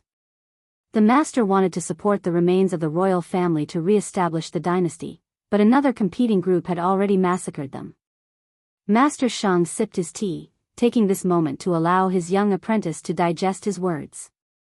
The master felt lost, so he returned to the cultivation world. However, that side was also not peaceful. The human race and the myriad emperor world as a whole had suffered tremendously at the hands of the devil race, leaving the cultivation world full of hatred, resentment, and cruelty. The master grew ambitious, wishing to use the literary way's ideas of rule, etiquette, righteousness, and respect to establish peace throughout the world. Master Shang secretly shook his head. His master's ambitions were too grand. In fact, he was extremely conservative with his words. His master directly wanted the literary way to dominate the world, even overwhelming Taoism, the sword path, and many other schools of thought. Sadly, his talent could not bear his ambitions. He died during his supreme realm tribulation. Master, don't worry. I promise to fulfill the Grand Teacher's ambitions, Kong Meng promised. No need for that, Master Shang said. He knew that even if his apprentice could become an eternal emperor, he could not make the literary way the dominant school of thought in the world. Such a goal requires countless generations of success. Even then, the chances of success were not high. You can form your own path, goal, and ambition, Master Shang said. As for how far you can go, that'll depend on you and fate. I understand, Kong Meng nodded. Master Shang waved his hand to summon 3 things, 2 books and a bamboo book bag. These 2 techniques will be the foundation of your cultivation journey, Master Shang said. The first is called, measuring the world with your feet. It's a body-refining technique that can draw earth energy from the ground and temper your body. You only need to walk. The more you walk, the more energy you can gather, and the more powerful your body will become. Sadly, it's incomplete, but maybe you can finish it. I'll try my best, Kong Meng nodded. The second one is related to this bamboo bag, Master Shang continued. This technique is called, the weight of knowledge. It's a unique technique of our literary school that combines cultivation with weapon refining. Master Shang pointed at the book bag. The technique will allow you to fuse condensed righteous qi and fuse it with your origin qi. Additionally, it will also convert the power of knowledge into a tangible force to nourish the book bag. The more you know, the more powerful of a weapon the bag will become, and one day, you may use it as a proving Tao artifact or a luck-condensing artifact. Master Shang saw the confusion in his young disciple's eyes, realizing the latter knew nothing about the cultivation world. First, remember these techniques, and start training tomorrow. The next day, Master Shang and Kong Meng started their journey. Kong Meng had the book bag on his back, reading a book while walking. He was also breathing in a strange manner as he walked, and if someone of decent cultivation observed him, they would have discovered his breathing was following a certain rhythm of the earth, allowing him to draw energy from it. Master, is there something you don't understand? It's hard for me to be walking, reading, breathing, and visualizing, Kong Meng said with a wry smile. He did not want to complain since this was a rare opportunity, but such a daunting task was too much for him. Master Shang was slightly embarrassed. This was his first disciple, so he was not good at this kind of thing. Let's do this. While we're on the road, you focus on tempering your body. At night, when we rest, you can read, and before going to bed, you can visualize the sages. It would be best for you to condense your righteous qi as soon as possible. I can then teach you a method of dividing your mind. I'll try my best. Emperor Kong woke up from his memories and sighed. In his life, he has felt powerless 4 times. The first time was when he first met his wife and accidentally injured her. He tried to apologize, but she was not having it, making him feel powerless. The second time was after entering the Saint Realm. He became arrogant and tried to use righteous qi to purify the blood earth. His action resulted in an accident that almost eradicated Master Shang. He took action and nourished the latter's spirit with his law, even cracking his Tao tree in the process. Many historians say that Emperor Kong was not talented enough, so he needed Heavenly Tao's help to give him the final push to become an eternal. But that was not the complete truth. The truth is that Emperor Kong's foundation was injured after he cracked his Tao tree to prevent Master Shang from dying. Although he later did everything he could to fix it, his foundation was always imperfect and thus needed the extra boost. He only completely fixed the problem after experiencing Tao re-establishment. The third time I felt this powerless was when Bai Han started hating me due to miscommunication, and the fourth time was today, Emperor Kong thought. He suddenly felt outraged. Boom! His right hand crushed the table next to him, creating a small black hole in the process. His aura was grand and agitating, making the room tremble under his pressure. Master. Emperor Kong finally noticed his 2 new favorite disciples were in the room. He sighed, I'm sorry you had to see me like this. What exactly happened with your conversation with Wang Wei to have you so riled up? Lin Fan asked. Nothing to be concerned about. Don't worry about it, Emperor Kong replied. Lin Fan could tell something was wrong but also detected that it may not be wise to talk about this now. Meanwhile, Su Shi frowned. She had seen this kind of look countless times before.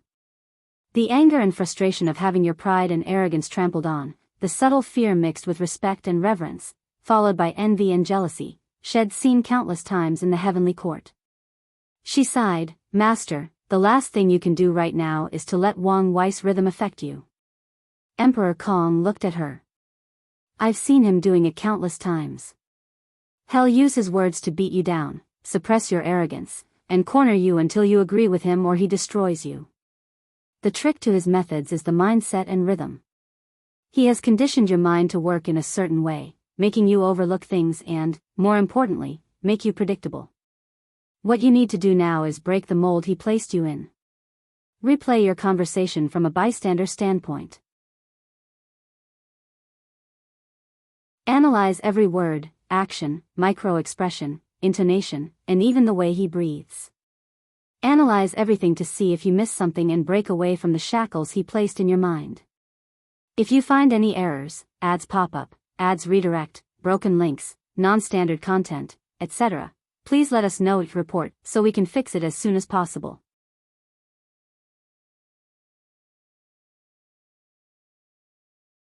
Chapter 13:17 Compensation. Emperor Kong felt a jolt in his mind after hearing these words. He felt embarrassed that his apprentice had to remind him, but he was glad she did. He exhaled deeply and nodded in approval to her before closing his eyes. Su Shi sighed in relief after seeing this. She knows how capable her master is. With his intelligence, he was more than capable of competing with Wang Wei. He might even win some battles. Since the lower dimension, she's been studying Tao overlords, trying to understand who they were and what made them so terrifying. The conclusion she deduced was the outlaw trial. On the surface, this trial was to test whether these people were worthy to wield these innately potent Daos, but that was far from the truth. However, Su Shi did not believe these words. The idea of wielding laws is only a bait Grand Tao used to attract these overlords. Most of them are arrogant and prideful, thus usually choosing these super Daos. The core of the outlaw trial is to mold these people into the monster they are. Under the pressure of death and having no choice but to rely on their intelligence to survive, the Tao lords and overlords are slowly and methodically transformed into the ultimate schemers, strategizers, and manipulators as they fight for their lives in a chess game against heavenly Tao. To have the slightest chance at survival, they must be flawless. They must learn to think countless steps ahead, break the shackles in their minds, become capable of thinking outside the box, attain mastery over controlling their emotions, know their weaknesses, physically and mentally, and learn how to prevent others from taking advantage of their flaws. According to Su Shi, many Tao lords or Tao overlord seeds exist in the world. These people have the potential to pass the trial and might even have been on the list of people that Grand Tao planned to lure and train. However, these people made different choices, choosing non-outlaw Daos. His master was one of them. These seeds can become as terrifying as the Tao overlords without the trial. However, this usually requires an extremely long period of training. Without the trial, they must mold themselves into that monster. Of course, the process was not easy, especially the one about removing the cognitive blockade of the mind.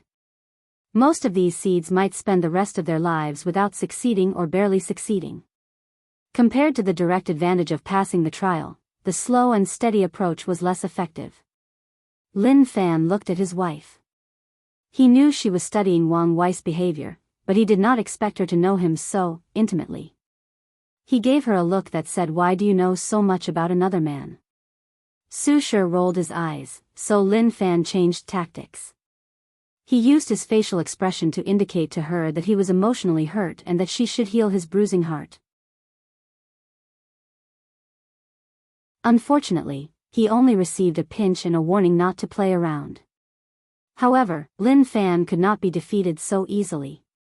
He must make a big deal out of this. Was he jealous? Absolutely not. He knew what kind of person his wife was, so he trusted her.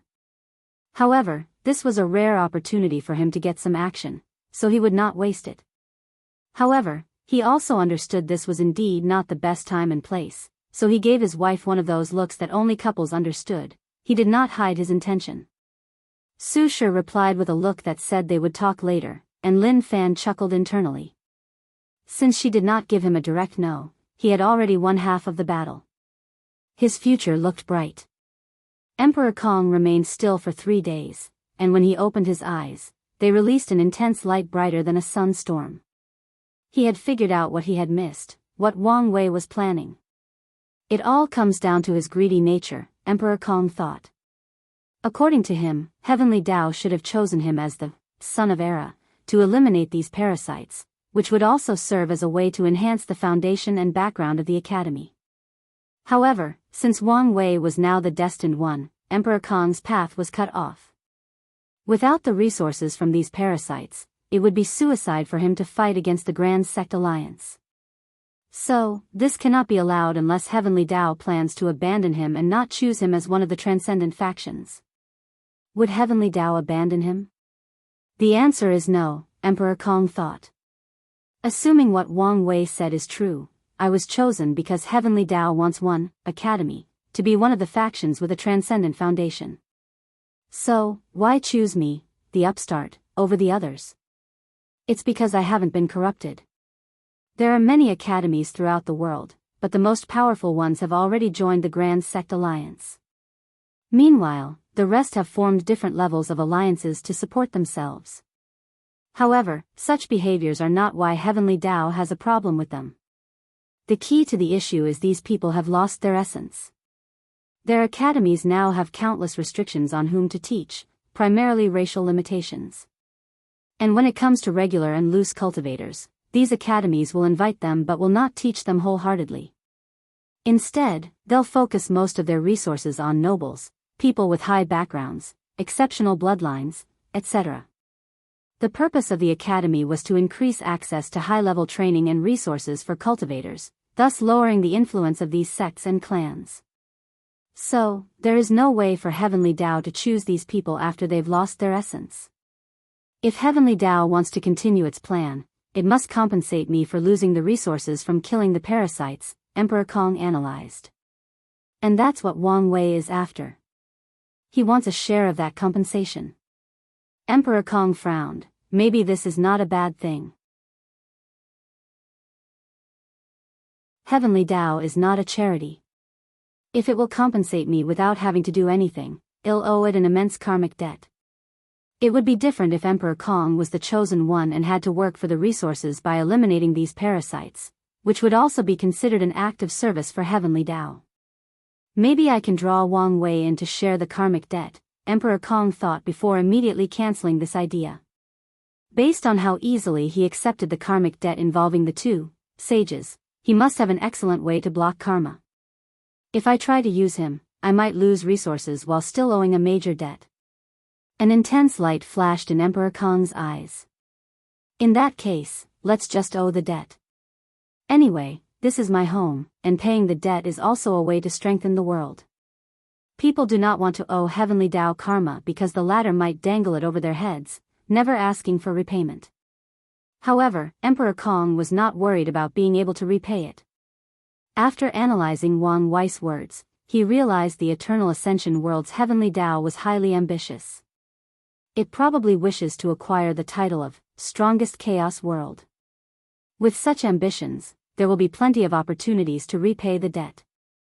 Additionally, other worlds will not stand by and watch as this world becomes increasingly more powerful, especially after seeing how capable it was during the Second Origin War. Emperor Kong looked in the distance and uttered, "A bright mirror can reflect anything, even the secrecy and hiddenness of fate." An intense righteous chi gathered above the academy to form an invisible mirror that shone its light on every corner of this enormous city. The mirror's light had a direct target, people's fate line. It observed and kept a watch on everything. A few people noticed this change, were shocked, and ready to defend themselves. However, after noticing the Dean's breath, they stopped themselves. After taking over Blood Dragon's territory, Wang Wei's Fate Shadow Guard should have expanded. This method should make it harder for them to infiltrate the academy, Emperor Kong thought. He then finally focused on his disciples. "Shire, thank you very much." Her words not only changed his mindset on how to deal with Wang Wei but also how to deal with other powerful opponents with high-level intellects. "Master, I'm only doing my job as a disciple." Emperor Kong smiled. "That's why you're my favorite." "Master." Lin Fan complained. "He used to be the favorite." It's not like you didn't know this. Emperor Kong waved his hand before glancing at his son. Why are you jittery? Bai Han, complaining in his mind that he was the son and should be the favorite, woke up after hearing his father's words. Madame Shun came again. This time, she said she won't leave until you decide. Emperor Kong groaned softly. He had just dealt with one headache, but another arrived at his door. If you find any errors, ads pop up, ads redirect, broken links, non-standard content, etc., please let us know each report so we can fix it as soon as possible.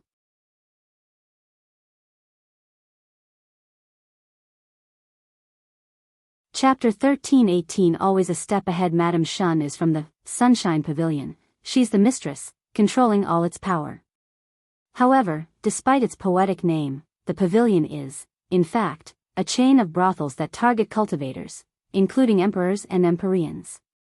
All the pavilion's women, and men, cultivate Yin-Yang Dao or a source technique about dual cultivation. Cultivators can visit when they need some help with their cultivation.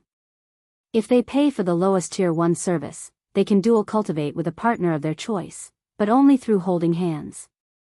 Such service is crucial to cultivators below rank 10 as they can use it to break through bottlenecks, but it can only provide some cultivation bonus to great emperors and other paths. Tier 2 services involve physical intercourse, and the effects are even better. It's possible to increase a person's cultivation by a few % if they have just become great emperors. Tier 3 services involved women with their primordial yin and yang intact, making the process even more potent. That's not to mention other benefits like tempering the body and soul. Tier 4 and 5 services involved people with special physiques, with the difference being that Tier 5 girls also have their primordial yin and yang preserved. In the cultivation world, there is something called a cauldron physique, a unique physique with excellent dual cultivation properties. Devil cultivators love this type of physique as it is the best way to strengthen their foundation, and other cultivators love it because it's the best way to break through bottlenecks. Of course, women despise it because this physique primarily exists in women, and the fate of the cauldron is always terrible. The Sunshine Pavilion provided cauldrons but at an exuberant price. All their prices are beyond expensive, but Tier 4 reaches another stratosphere, and that's because the price also involves numeration to ensure the owner of the cauldron physique can recuperate. Well, at least, that's their explanation of why the price is so expensive, but people know better. Cauldrons have terrible fates because others forcefully plunder their primordial yin, injuring their bodies and souls and even destroying their cultivation foundation. However, the Sunshine Pavilion used a harmonious yin-yang dual cultivation technique, meaning the cauldron physiques benefit the owner instead of harming them. So, everyone with some knowledge knows their so-called price is bullshit. Unfortunately, many people rush to utilize their services despite knowing this. Most people's talent cannot take them far after becoming immortal, so after being stuck in one place for millions of yuan epochs, many people will pay the price of an increase of 1% in their cultivation. Even people with talent and resources will suffer from bottlenecks, and sometimes, using the Sunshine Pavilion services might be cheaper than the alternative methods of their factions. Emperor Kong has dealt with the Sunshine Pavilion, not because he used their services but because they are also one of the largest spy networks in the world. When men are in their most relaxed state, they can easily open their mouths and spill information. Meanwhile, the women who use the pavilion services are often secretive about it due to societal pressure, making it easier to get information about them. Lastly, the pavilion has a system in which they can offer discounts if someone provides them with valuable information. With all their branches scattered worldwide, the Sunshine Pavilion is among the best in the information business, so Emperor Kong has dealt with them. However, his problem with Madame Shun is not her business or some kind of contradiction that happened between them. She wanted to open a yin-yang school in the academy. Her request immediately sent the academy into chaos. Some elders agreed as they know that yin-yang Dao is one of the supreme paths of cultivation no matter which form it is practiced. Meanwhile, others vehemently denied this request, believing such a method of practicing yin-yang Dao contradicts many of the core ideologies about the literary way. They've been arguing for more than 50 million years since Madame Shun made that request, and the only way to end this debate is for the dean to decide. Emperor Kong has no problem opening the Yinyang school. Since his path is to enlighten all sentient beings, he would not exclude anyone. His hesitation is because of the true owner of the Sunshine Pavilion. I don't want to deal with that crazy woman, Emperor Kong sighed, feeling a headache coming. Wang Wei was a problem, but he was still a reasonable person, but that woman was not. She could attack the academy without any reason. It would be a nightmare if she had an actual reason. If I don't make a choice soon, that will be reason enough for her to act against me or the academy. Emperor Kong once again felt frustrated. He could not beat her, and he might even suffer terribly if he angered her. All right, I'll deal with her. Master, what are you going to do? Lin Fan asked. He knew how complicated the issue of Madame Shun was. I'll tell her we can start the Yinyang school and the academy's branches as a test trial, Emperor Kong said. That should satisfy her for now while also preventing that crazy woman from having any direct connection to the main branch. Emperor Kong sighed as he flew away. He decided to spend a few days with Master Shang to isolate himself from the world. This should soothe his mind. Then, he'll go on a vacation with his wife. Wang Wei was walking around Origin Seal City with a candy stick in his hand, enjoying himself. He enjoyed the overall feel of this city as the atmosphere perfectly blended a mortal city with a cultivation city. That's how he was about to buy this candy from a stall on the street. Moreover, he didn't know if it was because of his future wife's terrific standards. The food in this place was beyond excellent. Every restaurant he visited in the past few days had its own unique cuisine, techniques, and recipes. Wang Wei stopped as he suddenly sensed something. He looked in the distance, and his vision penetrated endless distance as he saw a bright mirror above the academy's city. Have you figured it out? He shook his head. I'm starting to regret making friends with that little girl, Su Shi. Wang Wei did not mind despite his words since that's how most friendships in the cultivation world, especially relationships with people of different factions or lineages. The lineage's benefit must come above everything, including friendship. Not a bad move, old man, Wang Wei commented. However, this is not enough to stop me. He raised his hand to condense a few karmic threads, mainly Emperor Kong, Lin Fan, Su Shi, and the Lower Dimension Academy. Emperor Kong owed him much more karma than the latter admitted due to everything he did for the academy in the lower dimension. So, what Wang Wei plans to do is to force him to repay that karma, or he will suffer a potent and immediate backlash that not only damages his soul but also affects his luck. And what's the best way to repay that karmic debt? Of course, it's from that compensation from Heavenly Tao. Wang Wei manipulated the threads to do his bidding, ensuring Emperor Kong would not notice anything until he received the compensation. By then, he'll have no opportunity to delay and must pay immediately. Heavenly Tao is planning for Transcendent factions, but there must be a difference between them, Wang Wei sneered. He had no personal grudge against Emperor Kong or the Academy but must ensure his faction's supremacy in the upcoming era. After all, in this world, more power means more resources, so Wang Wei, who always knew this, never stopped striving for more power and resources for the sect. Wang Wei bit his candy, enjoying the unique sweetness with the ability to improve his mood. If not for his cultivation level, this thing might affect his state of mind, which is truly impressive. This city was truly remarkable. Even the candy maker had some achievements in the Tao of cooking. I'm starting to wonder whether I bragged too much that day, Wang Wei thought. With such an impressive palate, could he create a dish that makes her swallow those words back? He sighed, feeling his future was bleak. Wang Wei headed toward the next restaurant. However, he did not take a few steps when something landed from the sky before him. He saw a beautiful woman in golden metallic armor from shoulder to toe, looking like a Valkyrie from Earth's myth. What can I do for you, young lady? Wang Wei asked, already having a prediction. I've been ordered to hand you this token and a message. You've wasted enough time. Wang Wei's lips twitched. He knew the suffering that awaited him, so he's been delaying for the past few days, trying to enjoy himself as much as possible. However, it seems this future wife cannot wait to beat him up. Wang Wei waved his hand, and the token flew into his palm. The Valkyrie woman did not say anything else and flew away. Meanwhile, Wang Wei sighed before activating the token, disappearing from the middle of the street. If you find any errors, ads pop up, ads redirect, broken links, non-standard content, etc., please let us know each report so we can fix it as soon as possible.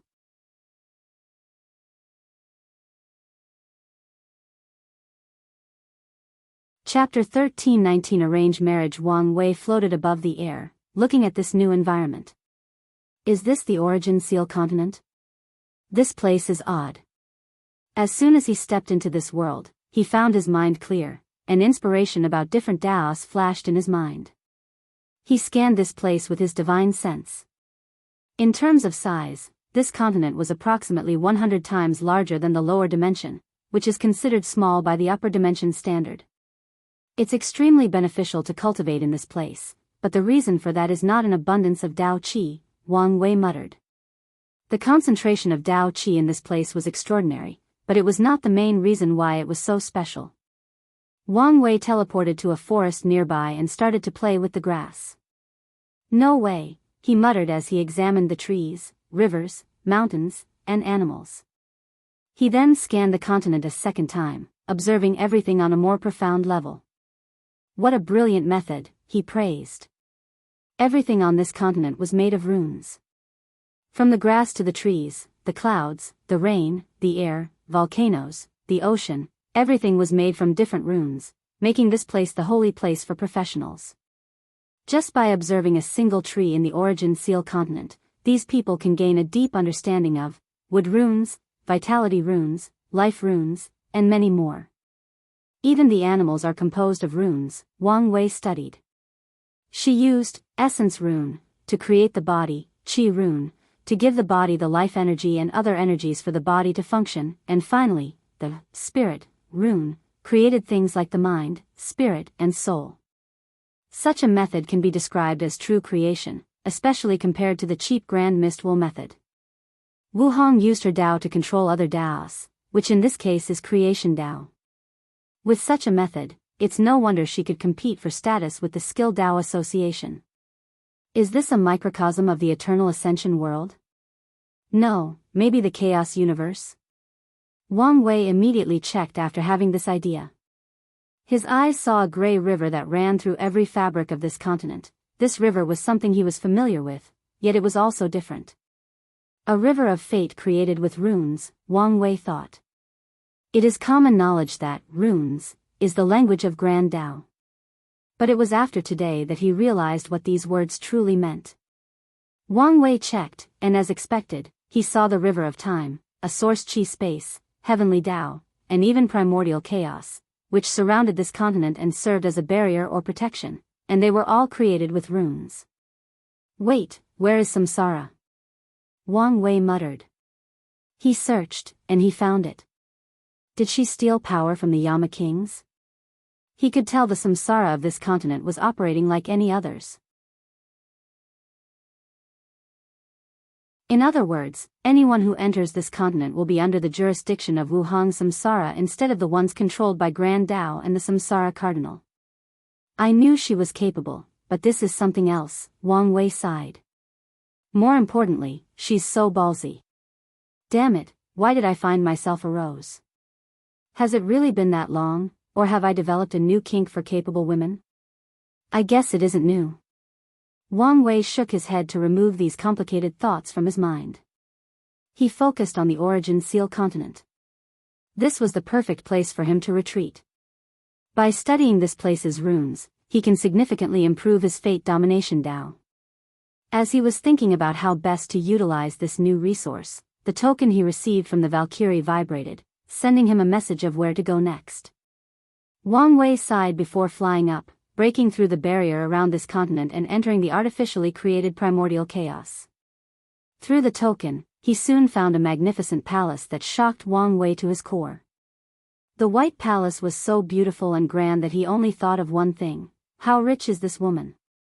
He had recognized many of the materials used to build this thing, but many of them were things he did not recognize, probably from other chaos worlds. The palace itself is probably a paragon artifact, and the formation engraved on them gives me the goosebump, Wang Wei thought. He felt a deep sense of danger as he glanced at that palace. He also realized why these parasites never messed with this place. That artifact alone is probably enough to send all of them into limbo. The token served as an entrance pass, so Wang Wei soon found himself before a door. He rearranged his clothes, checked his hair, and straightened his posture before walking. Future wife, have you missed me? The room immediately entered a state of awkwardness. Wu Hong, who was somberly looking through the window, glanced at him for a few seconds before continuing her stargazing. Wang Wei's lips twitched. I didn't do anything, right? I even boldly but subtly showed her the state of my karmic line to prove my loyalty. He secretly sighed. Even dating back on Earth was not this hard. He walked next to her and also stargaze. The sight before him was indeed beautiful as it showed the birth of a universe with all its stars, planets, galaxies, and many cosmic wonders. Then, the universe dies before restarting. The entire process takes place in just a few minutes. In other words, these two use the creation and destruction of a universe as something to stargaze, something to appreciate. After watching this scene for the third time, Wang Wei said, "Come on, use your words. We are all adults, so if you have an issue, let's discuss it." A common dating advice on the internet from Wang Wei's previous life was, communication is vital in any relationship. That is indeed sound advice, but how many people can effectively use it? Not to mention that this advice rarely mentions that knowing how to communicate is as important, if not more important, than communicating itself. Something has been on my mind, Wu Hong said calmly. Why did you accept the relationship so easily? It's apparent to anyone that you, of all people, would reject any form of fated love. Yet, from her memories, besides some insignificant reservations, you quickly accepted that marriage. Wu Hong looked at him. It can't be because of love at first sight. Rational people like us don't buy into such a thing. So, why did you do it? Since you've accepted it once, why not accept it a second time? That's an interesting question and one I've thought about a lot before, Wang Wei replied. And the answer is much simpler than you think. Before the Supreme Outlaw trial, my relationship was pretty good. She was like a doting mother, and I was like a rebellious child who did not want to follow in their parents' footsteps or arrangement for the future. What a strange analogy, Wu Hong said with a frown. I know, but it's the best way to explain it, Wang Wei continued. Continue. After the trial, well, my mind was more open, and I was even more rebellious. Then, things went sour after learning about my status as a fate seed. Before those events, I saw our situation as an arranged marriage. My loving and doting mother, Fate, chose a wonderful woman for me, and after meeting her and seeing how beautiful, compassionate, capable, and compatible we were, I accepted it. Of course, I'm still the rebellious son. Just because I accepted it once doesn't mean I'll accept it a second time. Then, our relationship worsened, and there was no longer room for reconciliation.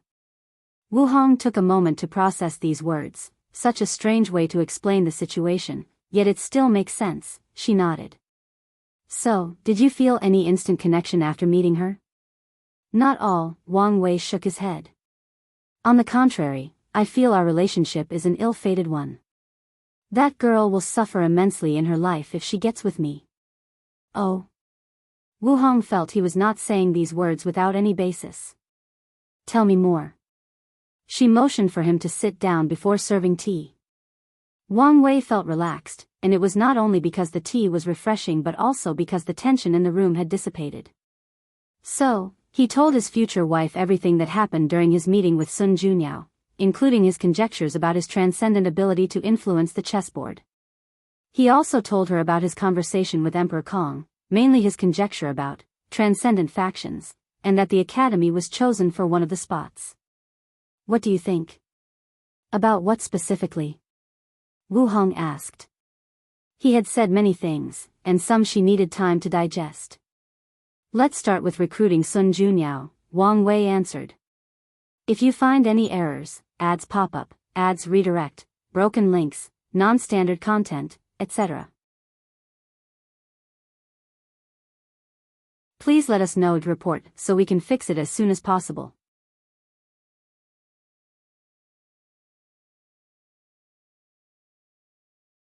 Chapter 13 20 Chess Player and Chess Pieces, unedited chapter. I had similar thoughts before, Wu Hong admitted. However, she had trouble trusting people, and because those two had their eyes on her, I never brought it up before. But, as you said, I'm considered half her master, so it should not be an issue for her to join me, if she wants to.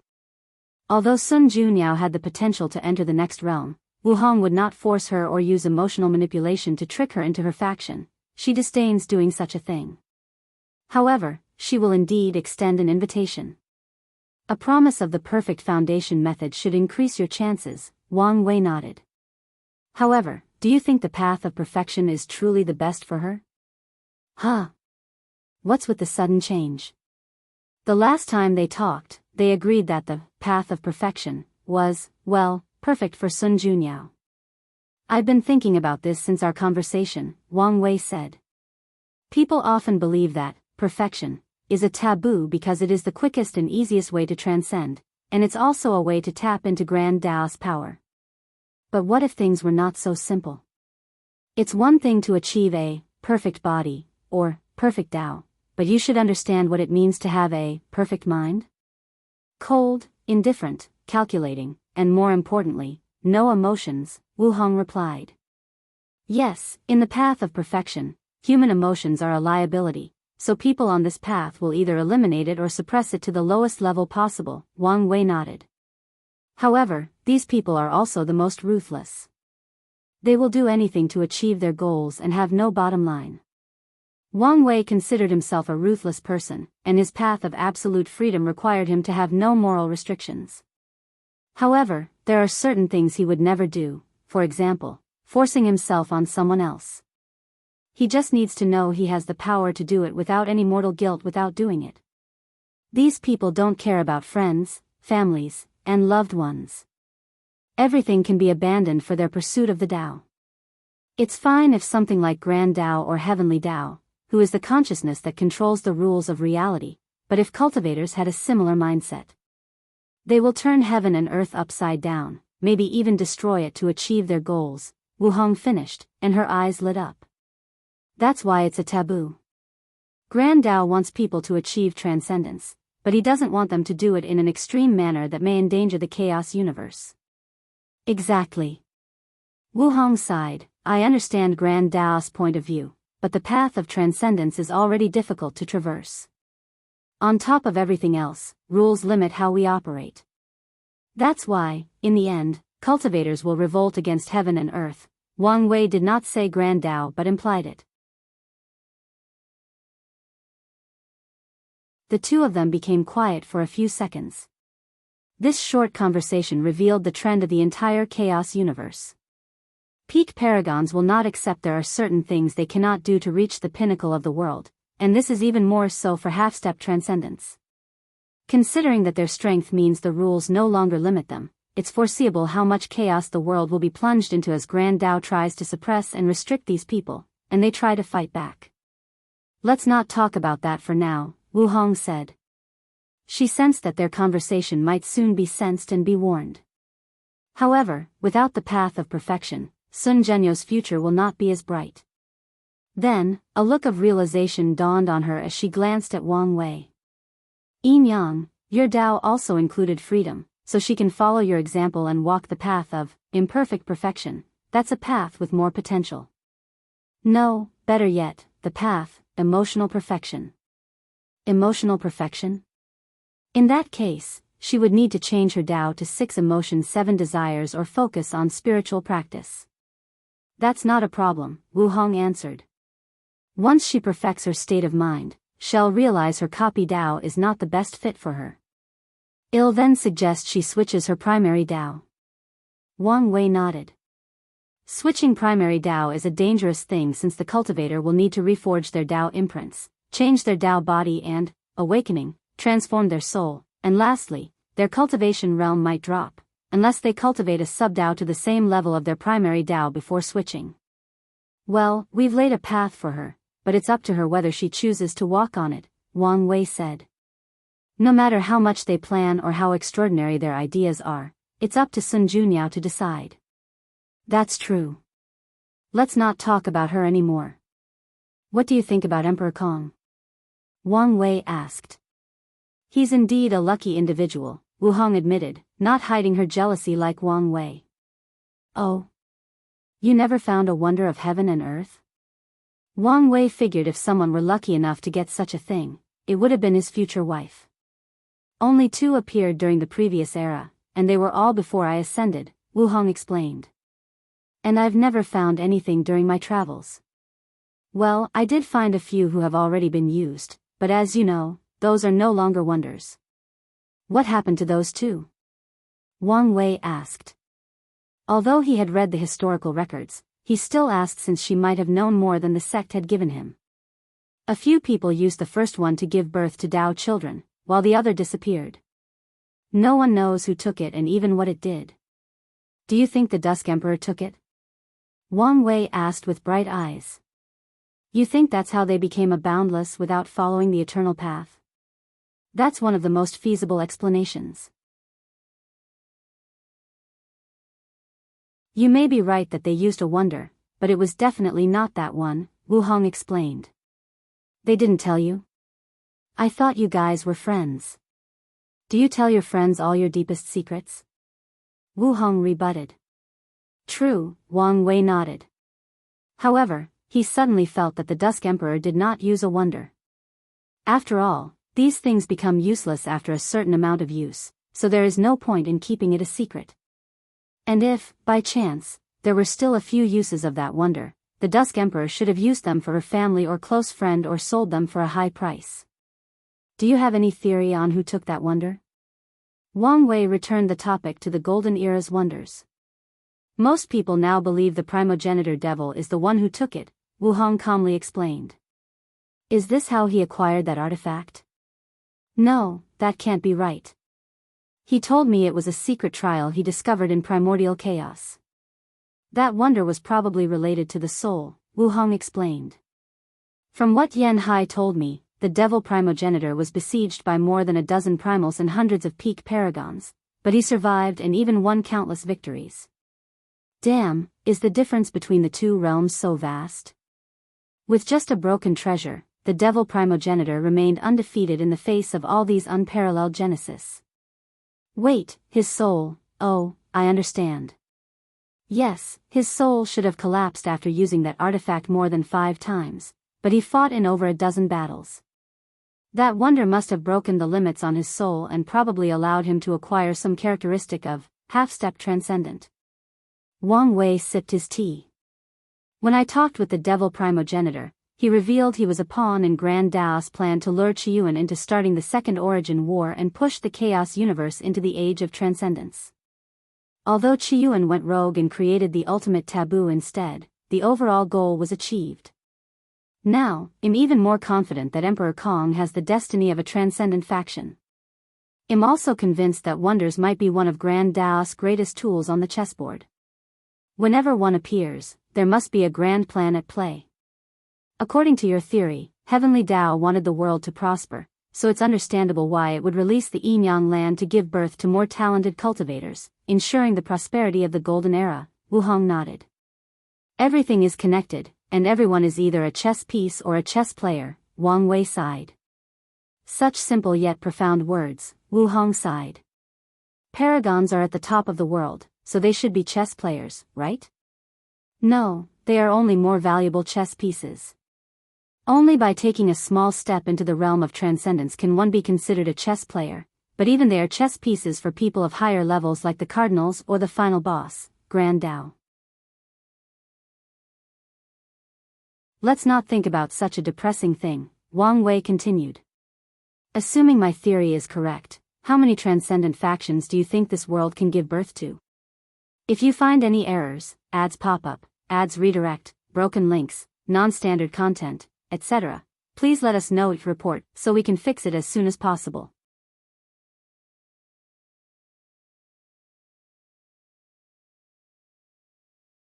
Chapter 1321 Transcendent Faction Analysis, Unedited Chapter 7, and if you add those two, a total of 9, Wu Hong replied without hesitation. So much? You underestimate what it means to be half the universe's destiny center, Wu Hong calmly explained. Had we truly become the center, it would probably be enough to cultivate 33 factions, and I'm talking about factions, not individuals.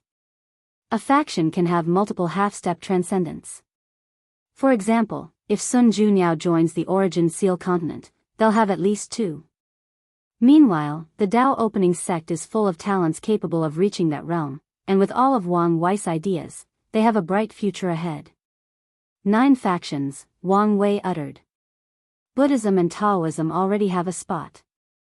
Emperor Kong represents the literary way and the academy. Taoism, Buddhism, and the literary way are the 3 most prominent and widespread religions/philosophy/schools of thought in the chaos universe, usually known as the trifecta. Although my ancestor went rogue, he is the main contributor to the Eternal Ascension world's destiny and prosperity. Heavenly Tao must pay that karma, so a place will go to us. Wang Wei looked at Wu Hong. It must give you a spot, Wang Wei continued. You can reach that level without the help of destiny, and knowing you probably hold a grudge for what happened with the Curse Master, this might be the best way to appease you. That may be one of the considering factors, but not the greatest one, Wu Hong shook his head. I'll get a spot due to the destiny of Profession Dao. Without how the Origin Seal Continent operates, it will be easier for us to train Transcendent tier professions. Indeed, Wang Wei nodded. Once Wu Hong reaches the next realm and creates Transcendent runes, the Origin Seal Continent will reach a, Transcendent level among all professions. Don't get cocky, Wang Wei warned. Once Yan Liling achieves half-step Transcendent, you'll lose your monopoly over Transcendent runes. That girl is indeed talented, but I've never been afraid of any challenges, Wu Hong replied calmly. Not to mention how much she'll achieve by the time she reaches our realm. True, Wang Wei sighed. He regretted not bringing Yan Liling and Li Jun with him to the upper dimension. He did not truly understand how terrifying a late start was in the upper dimension. Sadly, the lower dimension was blocked, so he could not even contact them and warn them to find a way to escape their sentences and ascend as soon as possible. Wang Wei shook his head to remove these thoughts from his mind. That's 5 spots, leaving 4. Who else? There is probably a spot for a dynasty, Wu Hong continued. The Way of Fortune dynasty protects ordinary mortals, so Heavenly Tao might give them a spot. Yes, with all these transcendent beings existing in one world, it's a good idea to have one whose interest is invested in protecting the mortals, Wang Wei agreed. So, do you think the Great Qin will have a spot? He'll probably be granted an opportunity to fight for it but not granted it directly, she replied. Oh. The human emperor is a great emperor, but he's not the ideal one, Wu Hong explained. The ideal emperor is Yang Zhe, the saint emperor of the Great Wen Divine Dynasty. He practices the way of Holy Emperor, also called the Compassion Emperor. Saint Emperor, a ruler that is a saint to his people but a tyrant to his enemy, Wang Wei muttered. He had read about the Saint Emperor and the Great Wen Dynasty. They were part of the dynasty alliance supported by other overlords to balance the power and influence of the Great Qin Saint Court. Such a man is indeed the ideal candidate, Wang Wei nodded. As a holy emperor, it is in his best interest to ensure the safety and prosperity of mortals, which should reassure Heavenly Tao to give him a spot. No matter how weak and insignificant mortals are, they are the sources of talent for all factions.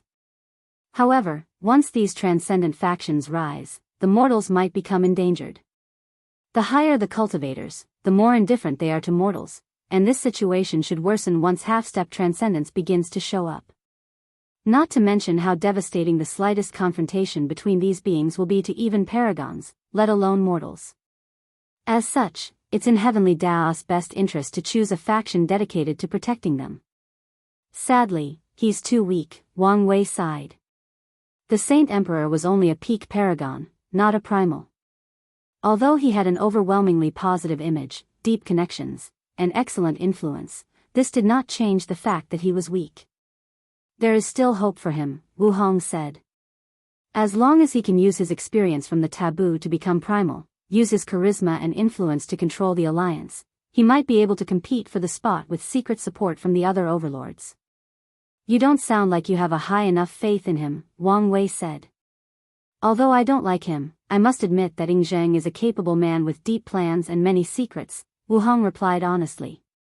After so many years of interacting and competing with that man, she only finds out his origin goes back to the prehistoric world through her connection with Wang Wei. That's how deep he hides.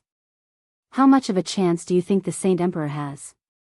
Probably 30%. So low? Wang Wei frowned.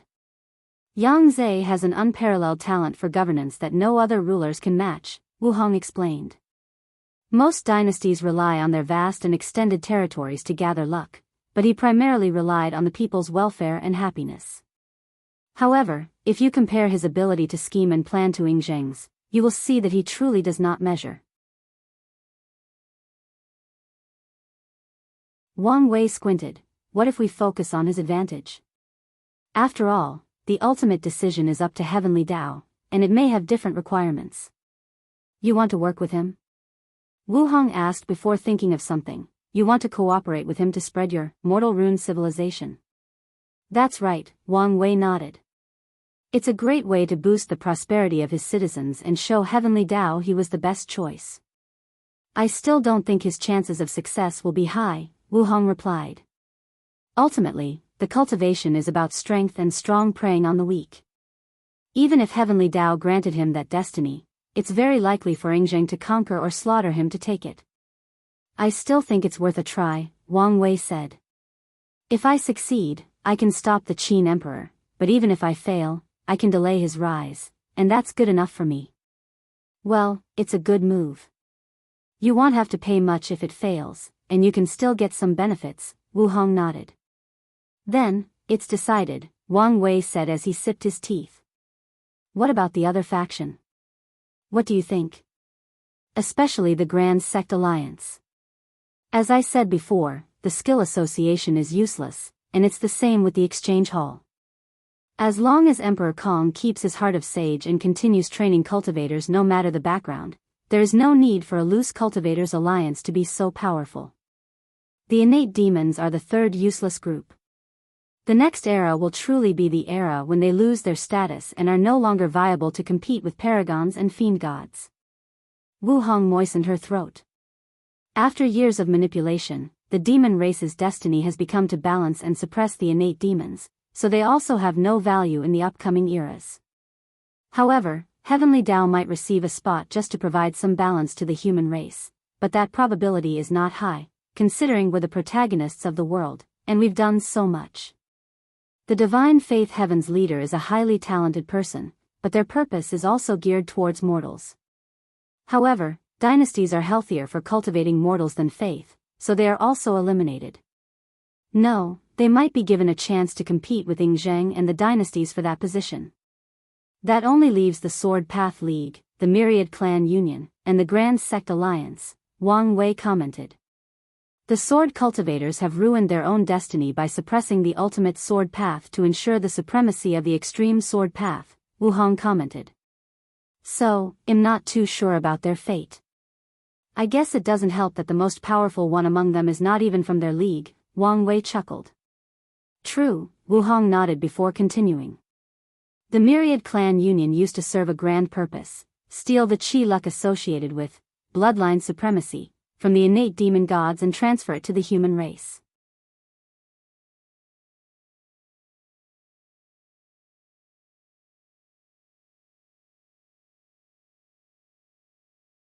Chapter 1322 Dugu Tianbai. Wang Wei frowned before shaking his head. You don't agree? Wu Hong asked. If it were before, I would have agreed that the Myriad Clan Union served no purpose, Wang Wei replied. However, the first ancestor, Wang Gua, stole my idea of a human fiend god bloodline. If he plays his card right, he can steal more destiny from the fiend god race, and that should be enough for him to get a spot. That is possible, Wu Hong nodded. That leaves the Grand Sect Alliance, Wang Wei continued. They are the most powerful, but somehow, Heavenly Tao abandoned them and even used them as a stepping stone for the academy. Why? It's because they overestimate themselves, Wu Hong sneered. Wang Wei even detected a flash of anger. There seems to be a story between you and them. Dugu Tianbai, also known as the Supreme Might Paragon, is considered the Grand Chancellor of the Alliance. He's the one who first suggested the idea and the one who convinced countless sects and factions to join. Wu Hong did not hide the disdain in her eyes. He's charismatic, heroic, and was one of the most powerful primal of that era. Despite how she felt about him personally, she did not hesitate to mention his good characteristics. However, he's also extremely ambitious. Oh. How ambitious are we talking about? Wang Wei was curious since it's rare for Wu Hong to have such a high evaluation of a person's strength. He raised his cup to his mouth. He wants to conquer the world. Wang Wei coughed as the tea went inside the wrong pipe. Wait, are you saying, that's right? He wants to conquer the eternal ascension world. All other overlords will either bow to him or be destroyed. That is quite the ambition, Wang Wei sighed. This kind of goal seems almost impossible to achieve. After all, the Golden Era was called as such for a reason. With all these geniuses existing and competing against each other, it's a dream for Dugu Tianbai to conquer this place. However, it's not entirely impossible. As long as he can become the first, proper, half-step transcendence, he can quickly suppress the other two and conquer the world. Of course, such a method of achieving his goal has a major flaw, and that's the genius of that era. As long as one of them escapes, they will become unstable if they return later after achieving the same realm. It's fine for him to be ambitious, but he went about it in such a stupid way, Wu Hong sneered. Instead of focusing on being the first person to reach the next level and use absolute force to achieve his goal, he focused on political power. So, he started gathering sects to increase the alliance's strength? Wang Wei asked. That's right. At first, he did an excellent job.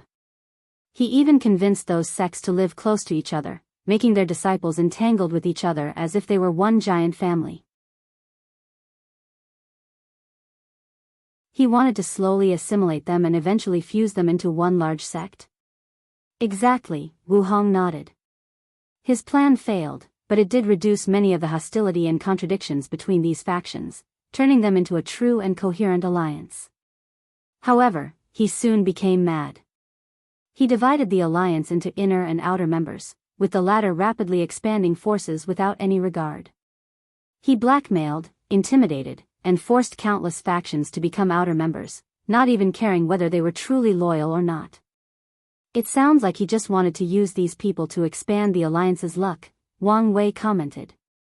Did he want to use a large quantity of luck to try to enter the next realm? Dugu Tianbai is not stupid.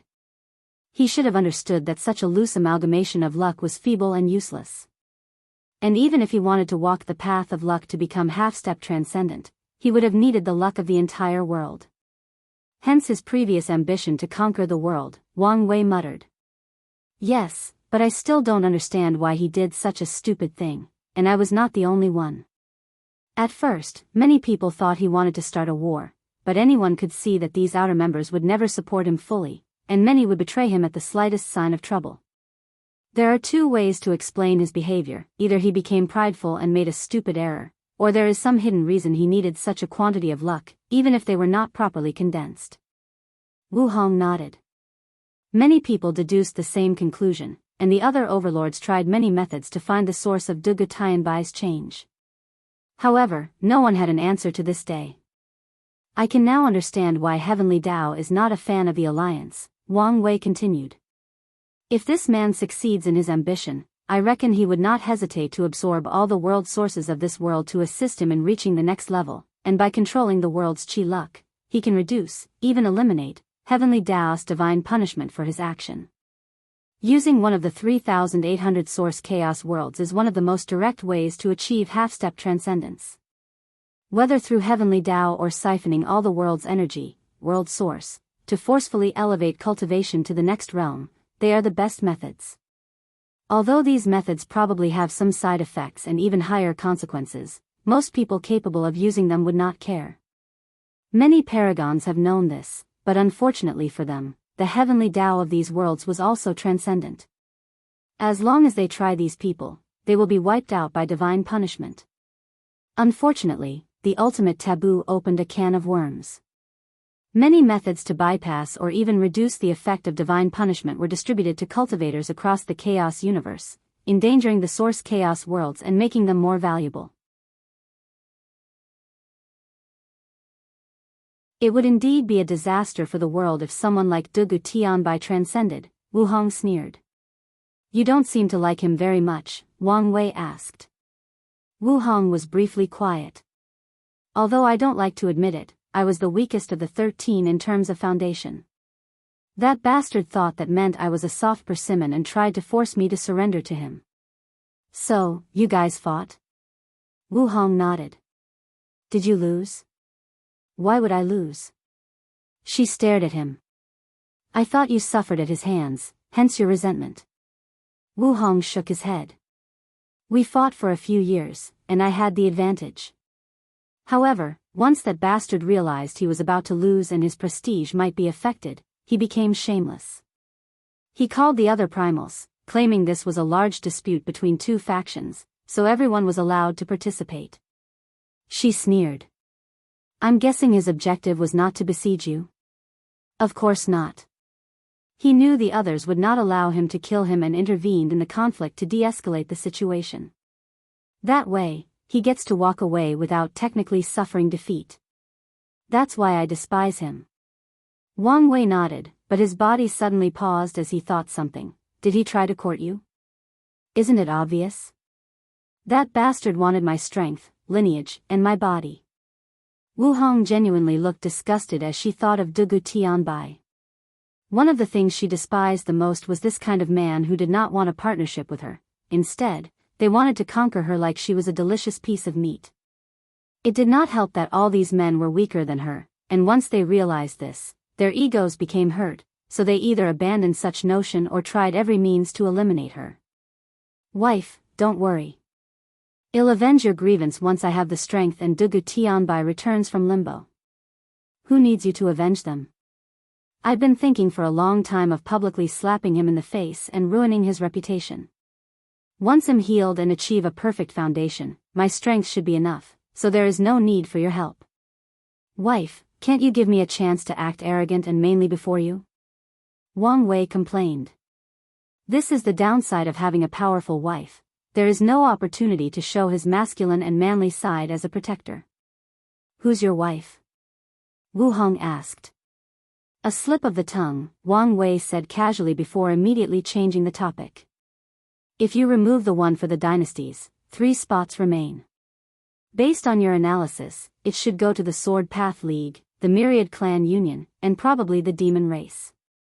However, there is also a high chance that these spots will be distributed to non-overlord factions. Do you have someone in mind? Wu Hong asked. The barbarian race, Wang Wei replied.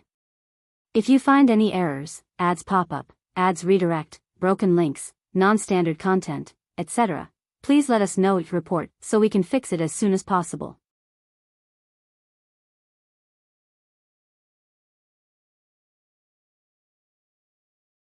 Chapter 1323 A more complex situation. Wu Hong nodded. Their origin makes them unique. Many cultivators are dedicated to studying history and culture throughout the chaos universe, and they discovered something: most cultures developed the same way. It's like there is a blueprint to ensure people's naming sense, language, philosophy, values, and many other factors developed the same culturally. There are a few outliers, but most are mutations of the outline. However, this fact has 2 true outliers, Buddhism and the barbarian race. Although these two have assimilated with the blueprint culture, it did not change the fact that the origin and essence of these 2 factions are entirely different. If I guess correctly, their origin should have something to do with the prehistoric world, Wu Hong continued. Heavenly Tao might give them a spot, just for the potential that the barbarian race might become the key to finally gaining access to that world.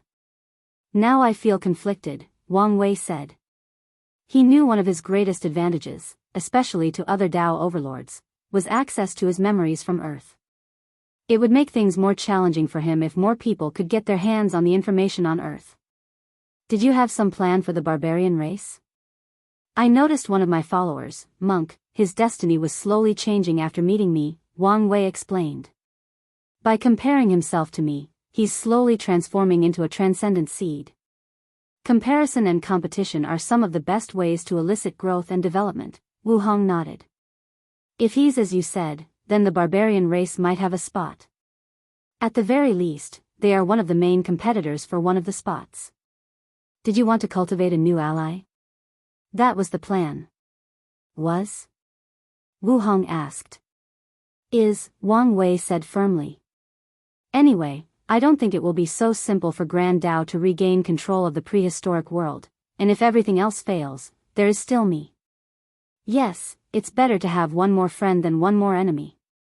In conclusion, the Sword Path League, the Myriad Clan Union, the Demon Race, the Barbarian Race, and a few others will fight for 3 spots, Wang Wei analyzed.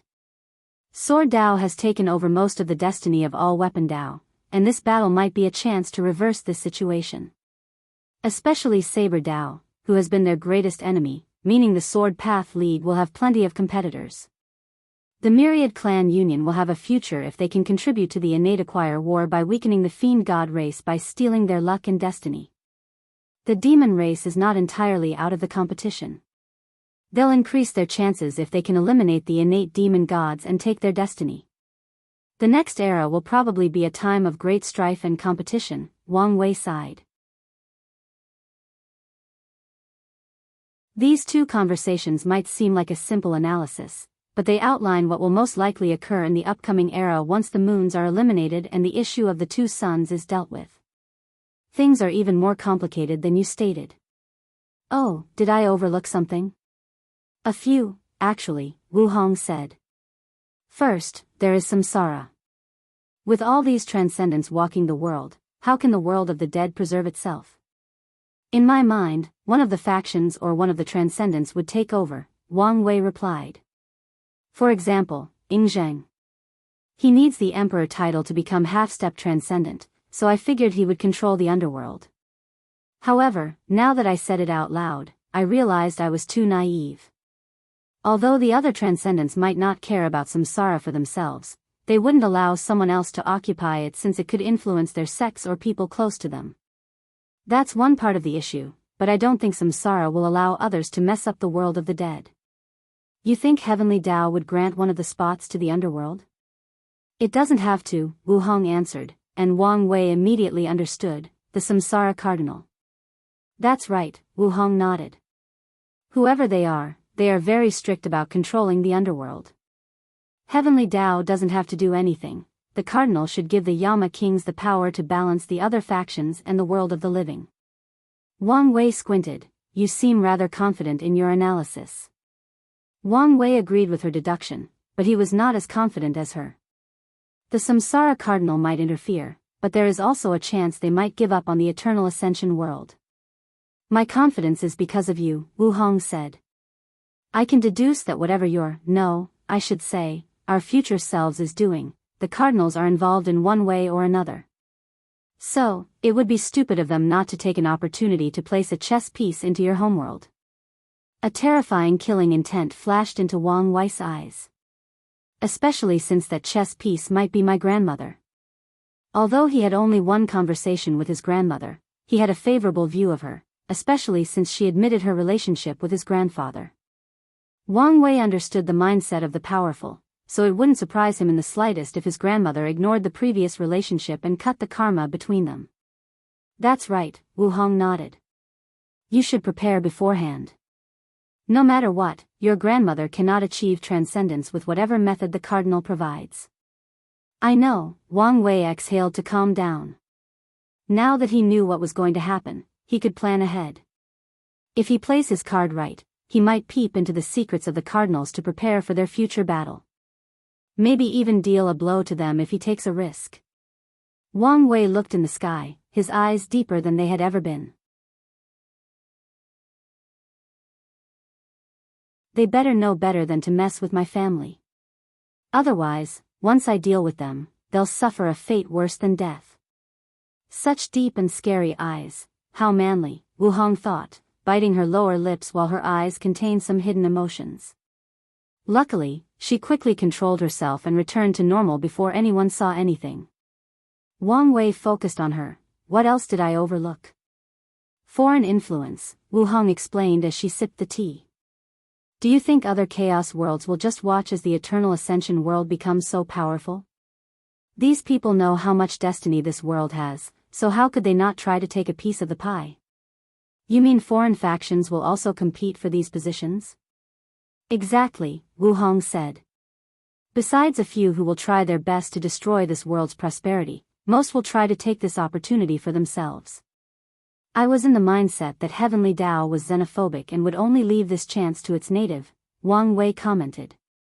However, as long as these factions are willing to change their identity to become members of the Eternal Ascension world, they won't receive much resistance from Heavenly Tao. Moreover, these people are not even the greatest variable/threat. Yes, the foreign Transcendent factions, Wu Hong squinted. These people are currently just watching, and no one knows they are thinking or planning. But once they take action, we cannot deal with them given our current situation. Why do you think they haven't acted? Wang Wei asked. There are probably many reasons, but the one I can think of with the most certainty is that they fear a luck backlash, Wu Hong analyzed. They fear if they act prematurely, Heavenly Tao will also accelerate its plan and force this world into the Transcendent era in advance. As such, their plan should be to lay out things in advance and wait for the right time to take action.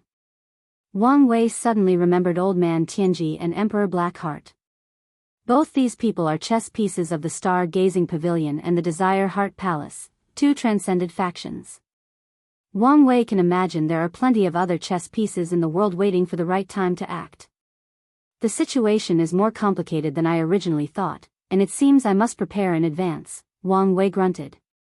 Although the Tao opening sect is one of the guaranteed spots, that does not mean they would 100% become a transcendent lineage.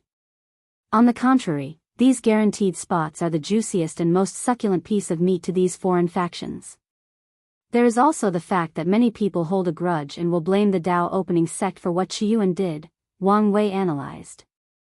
Every cause has an effect. Qiyuan opened the era of transcendence through the ultimate taboo, but in the process, he created probably the largest war in the chaos universe, resulting in the death and destruction of countless people and worlds. This level of karma is not something any lineage can bear along. The Tao opening sect has great fortune and destiny, and if it acts fast enough on it and becomes a transcendent faction, it can wash off that karma. If not, then they will be destroyed. Let's not talk about this anymore, Wang Wei said. They've talked enough for today. Any more, and there might be consequences. How is your apprentice? She's fine, Wu Hong replied. She just passed the test to become an inner disciple. If she can pass a few more, they'll accept her as a direct disciple and, eventually, my legacy disciple. Really? You think so highly of her? A legacy disciple means that Hong Miling would be the next ruler of the Origin Seal continent. She doesn't have that high of an aptitude for runes and such, but she has great managerial talents, Wu Hong explained. I've wanted to find someone to take over managing this place while I become a free elder/ancestor, and she might be the one. That's good to hear. As a founder of a top lineage, she must move from being the face of the faction to someone behind the scenes. Most overlords have experienced such a process, and the Origin Seal continent could be said to be behind. Of course, it's probably because Wu Hong has too high of standards for her successor. Well, enough wasting time, Wu Hong said. Let's start with your training. If you find any errors, ads pop up, ads redirect, broken links, non-standard content, etc., please let us know at report so we can fix it as soon as possible.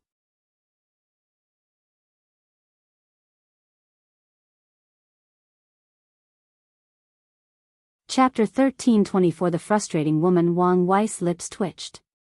He knew this day would come, and he also knew he could no longer delay it.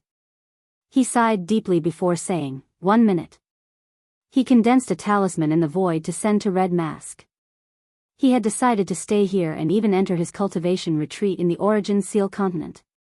As such, some of his work needed to be transferred to this place. All right. I'm ready. Wu Hong waved his hand, and they teleported to another area.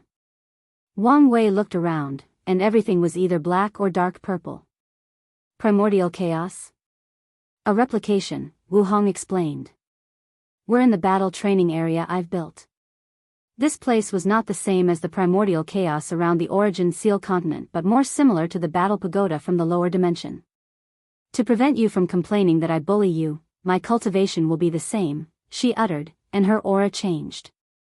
Wu Hong's cultivation dropped to 80% Grand Dao Source, her fleshy body to the adult fiend god realm and the third heaven, and her soul was that of a paragon.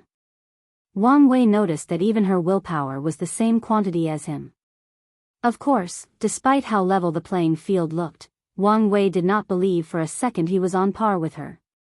After all, Wu Hong's comprehension of the Tao had reached the end, and she still had all her fighting experience. So, the battle would never be fair unless she sealed these memories. However, that was unnecessary since such an act would defeat the purpose of this training. Are you ready? She asked, and Wang Wei nodded. Then, let's start. They rushed toward each other, showing their aggressive nature. Wang Wei had no hesitation as he punched her in the face.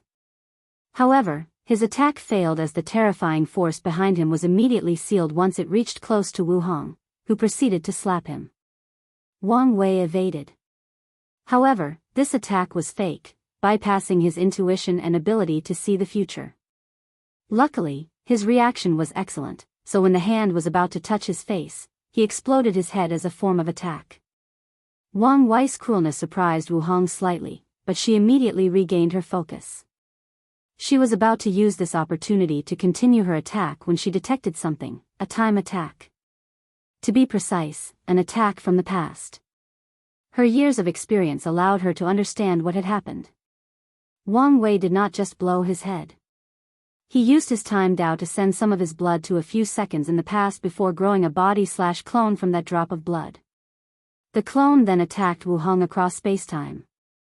Wu Hong did not move to look at the source of the attack. A rune appeared above her head, sealing the surrounding spacetime continuum. However, her previous momentum was gone, and Wang Wei had enough time to regrow his head. Or so he thought.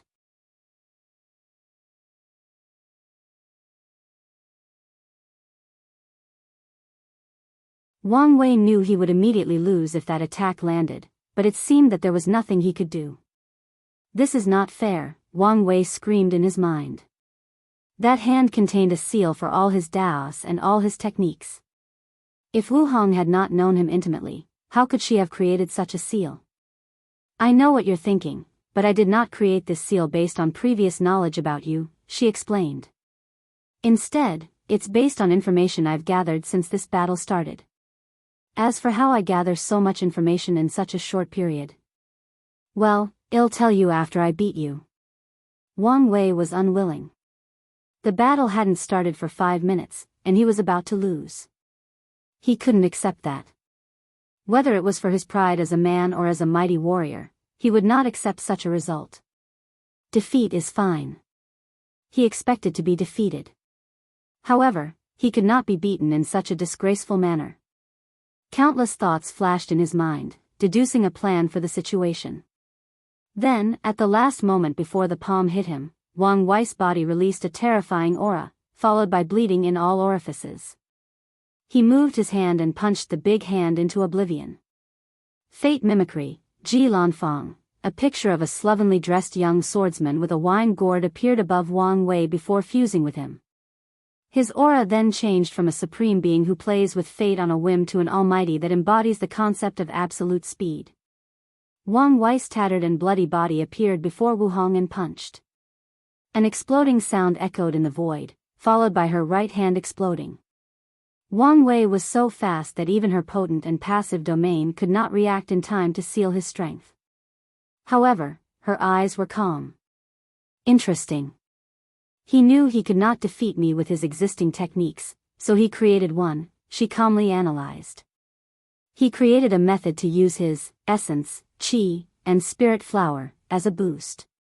Previously, Wang Wei only used the abilities of these flowers, but now, he was using them themselves to boost his essence, qi, and spirit. Of course, the consequence of this technique is these flowers will enter a state of withering afterward and will need resources before they can return to normal and use their abilities. Wang Wei raised his hand for a second punch, but he immediately discovered, to his horror, his speed was dramatically slower than before. She sealed my speed? When? How? Divination revealed the answer. She used the karma of him destroying her arms to seal his speed. With a thought, Wang Wei removed that karmic connection. Sadly, this was more than enough time for Wu Hong. She teleported away from him while building a domain around her with countless methods to seal his speed. Wang Wei's lips twitched as he noticed more than 100 million different methods of sealing his speed, and those were the ones he could recognize. Has anyone ever told you that fighting you is frustrating? Wang Wei complained. I've built a reputation for that, Wu Hong calmly replied. All those battle maniacs don't want to fight me despite my well-known strength due to how frustrating it is to fight me, she proudly explained. Come on, she continued. This is just the warm-up. If you find any errors, ads pop up, ads redirect, broken links, non-standard content, etc., please let us know each report so we can fix it as soon as possible.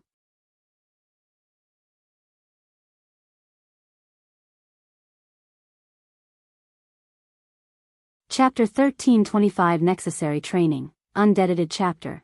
Wu Hong rushed to confront Wang Wei, but things were different this time. She did not use her sealing Dao, facing him in a pure fleshly body battle. Although Wang Wei did not know her exact intention, he also followed her.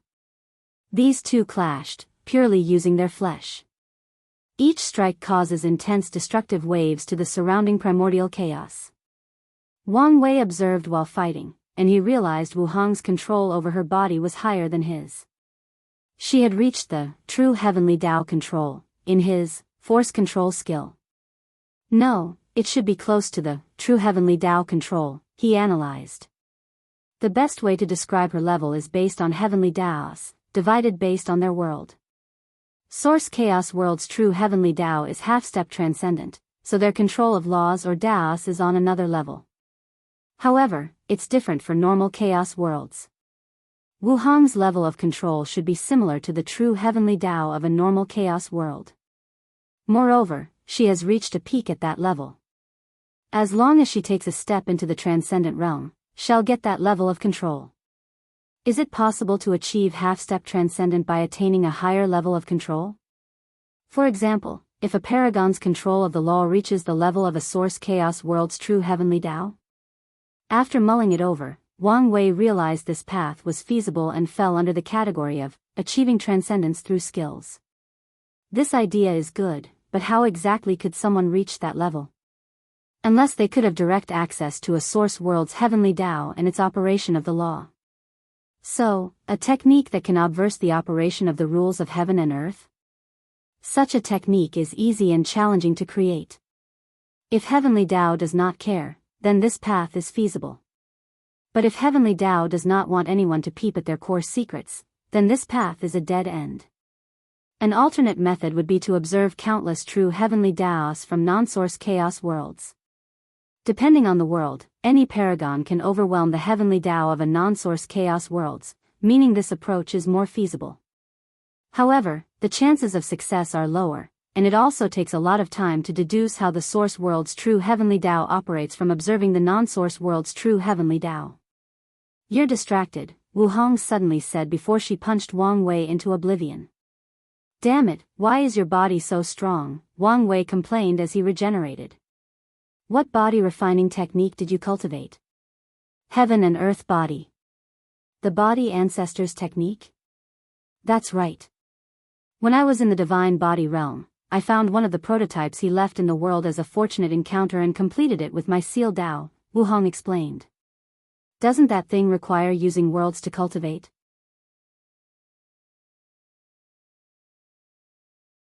I found a destroyed greater thousand world and used it for my cultivation. What about after you ascended? Did you cultivate another technique? There was no need, Wu Hong explained. This place has countless destroyed worlds and dimensions for me to use. I only need to seal them into my body and use them to temper my flesh. Later, after becoming a paragon and traveling through primordial chaos, I found a chaos world that had just been born and absorbed it. How come you seem luckier than me? Wang Wei complained. You may be the son of fate, but I'm the darling of luck, Wu Hong proudly sneered. Wang Wei wanted to complain. Although he has abundant luck, he rarely has any extraordinary fortunate encounters, and that's because his luck manifests in the form of his background, the Tao opening sect. Most of the rare things he needed for cultivation can be acquired by asking his sect, that's why he appeared less lucky than Wu Hong. Meanwhile, she had to start from scratch to build a lineage like the Origin Seal continent. She needed these fortunate encounters. Enough with the chit-chat, Wu Hong said with a severe expression. Do you know how many flaws you have as a fighter? It can't be that bad, Wang Wei defended himself. Let me list a few, Wu Hong said. Let's start with the environment. I'm sure you've learned to use the environment in battles. Do you think such logic no longer applies to you with your current strength? Wang Wei listened carefully. Primordial chaos is a potent power with many utilization, Wu Hong continued. It has an excellent effect on the essence, so most top inextinguishable paragons will create techniques that allow them to passively temper their bodies while fighting. In other words, the longer the fight lasts, and the more they fight, the stronger they become. Even the ones who have reached the peak of their realm and can no longer improve will use these techniques to give them small boosts in stats. And that's just one of the many applications. At that level, our body has infinite stamina, unless outside forces interfered.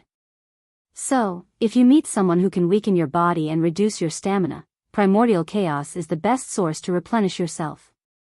High concentration of primordial chaos can affect the use of the Grand Tao source, similar to how immense qi from the source qi space can do the same. Fiend gods are masters of this technique, so you need to learn to use it and how to deal with such a method. Wang Wei nodded while also smiling wryly. I understand what you mean, but you should also understand. I know your cultivation is low, and you haven't even entered primordial chaos before, Wu Hong said. But you should understand that your destiny means a lot of trouble awaits you. There is no telling when you'll be forced into an unprepared situation. You're right. Next, it's a certain mindset regarding battle, Wu Hong continued. It's best if I demonstrate.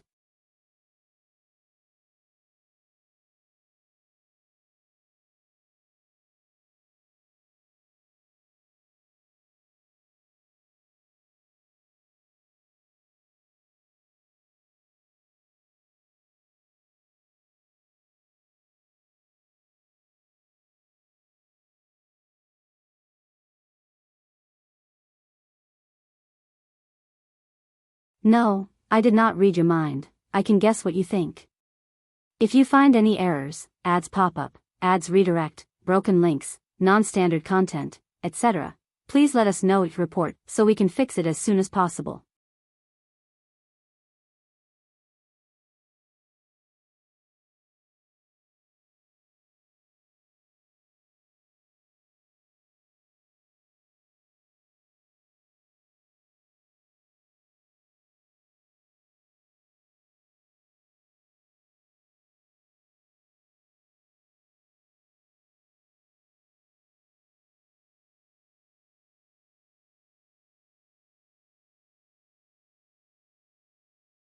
Yeah, she'll definitely revive me, Wang Wei muttered with a smirk. Then, he sighed, I hope she's alright. Although he was 99% sure there were no problems with her entering the dark truth, the remaining 1% of uncertainty still nagged him. He knew there was no point in worrying, so he focused on his own affairs. Although the world was peaceful, everyone could feel this was the calm before the storm. Wang Wei did not know how much time he had, but he knew it was not much, so he needed to hurry. He needed to accomplish a few things before the significant change in the world occurred. Otherwise, he'll be grossly unprepared for the upcoming chaos. Wang Wei's first destination was the clone in charge of planning the downfall of the remaining moons. How are things going? Wang Wei asked the clone. Good, the clone responded. I've created character models for all the remaining moons, and based on their personality, history, and mindset, I've devised a few plans to eliminate them. However, I'm not satisfied with the probability of success yet. What numbers are you working with? 10% chance for Time Eater, 40% chance of success for the others, and for the one I've specifically targeted, it's a 60% chance. Those are low numbers, Wang Wei frowned. Why are they so low? Do you need more time? More information? Time is not much of an issue, the clone explained. Information is a problem for Time Eater. Unlike the others, the information about him is superficial, almost fabricated. In fact, he's the outlier why the other success rate was so low. Even with that plan, the clone nodded. That, and there is a high chance the Taoist son will no longer be hands-off. My calculations tell me he may want these people alive for a reason, and he won't let them die so easily. Let me see your plan. Wang Wei received the clone's memories and took a moment to digest everything. There was nothing wrong with it, and Wang Wei himself couldn't do it any better. So, he took a moment to ponder how he could increase his success. We need to change our mindset a little, he stated. If we want to do things from the shadows, we don't have to be the vanguard, and the more chaotic the situation is, the better things will be for us. The clone frowned. You want to force these ancient lineages that were forced to close their mountains to enter the game? That's right. They suffered tremendous humiliations at the hands of the 7 moons, and without those 2 around, they'll have no fear or restraint to enact their vengeance. If you want to make such a move, it's not enough to use their hatred to get them to act, the clone added. We must also share some of the benefits with them. That's fine. Wang Wei never planned to eat everything for himself. People hated the moon because they divided everything amongst themselves and left no crumbs for everybody else.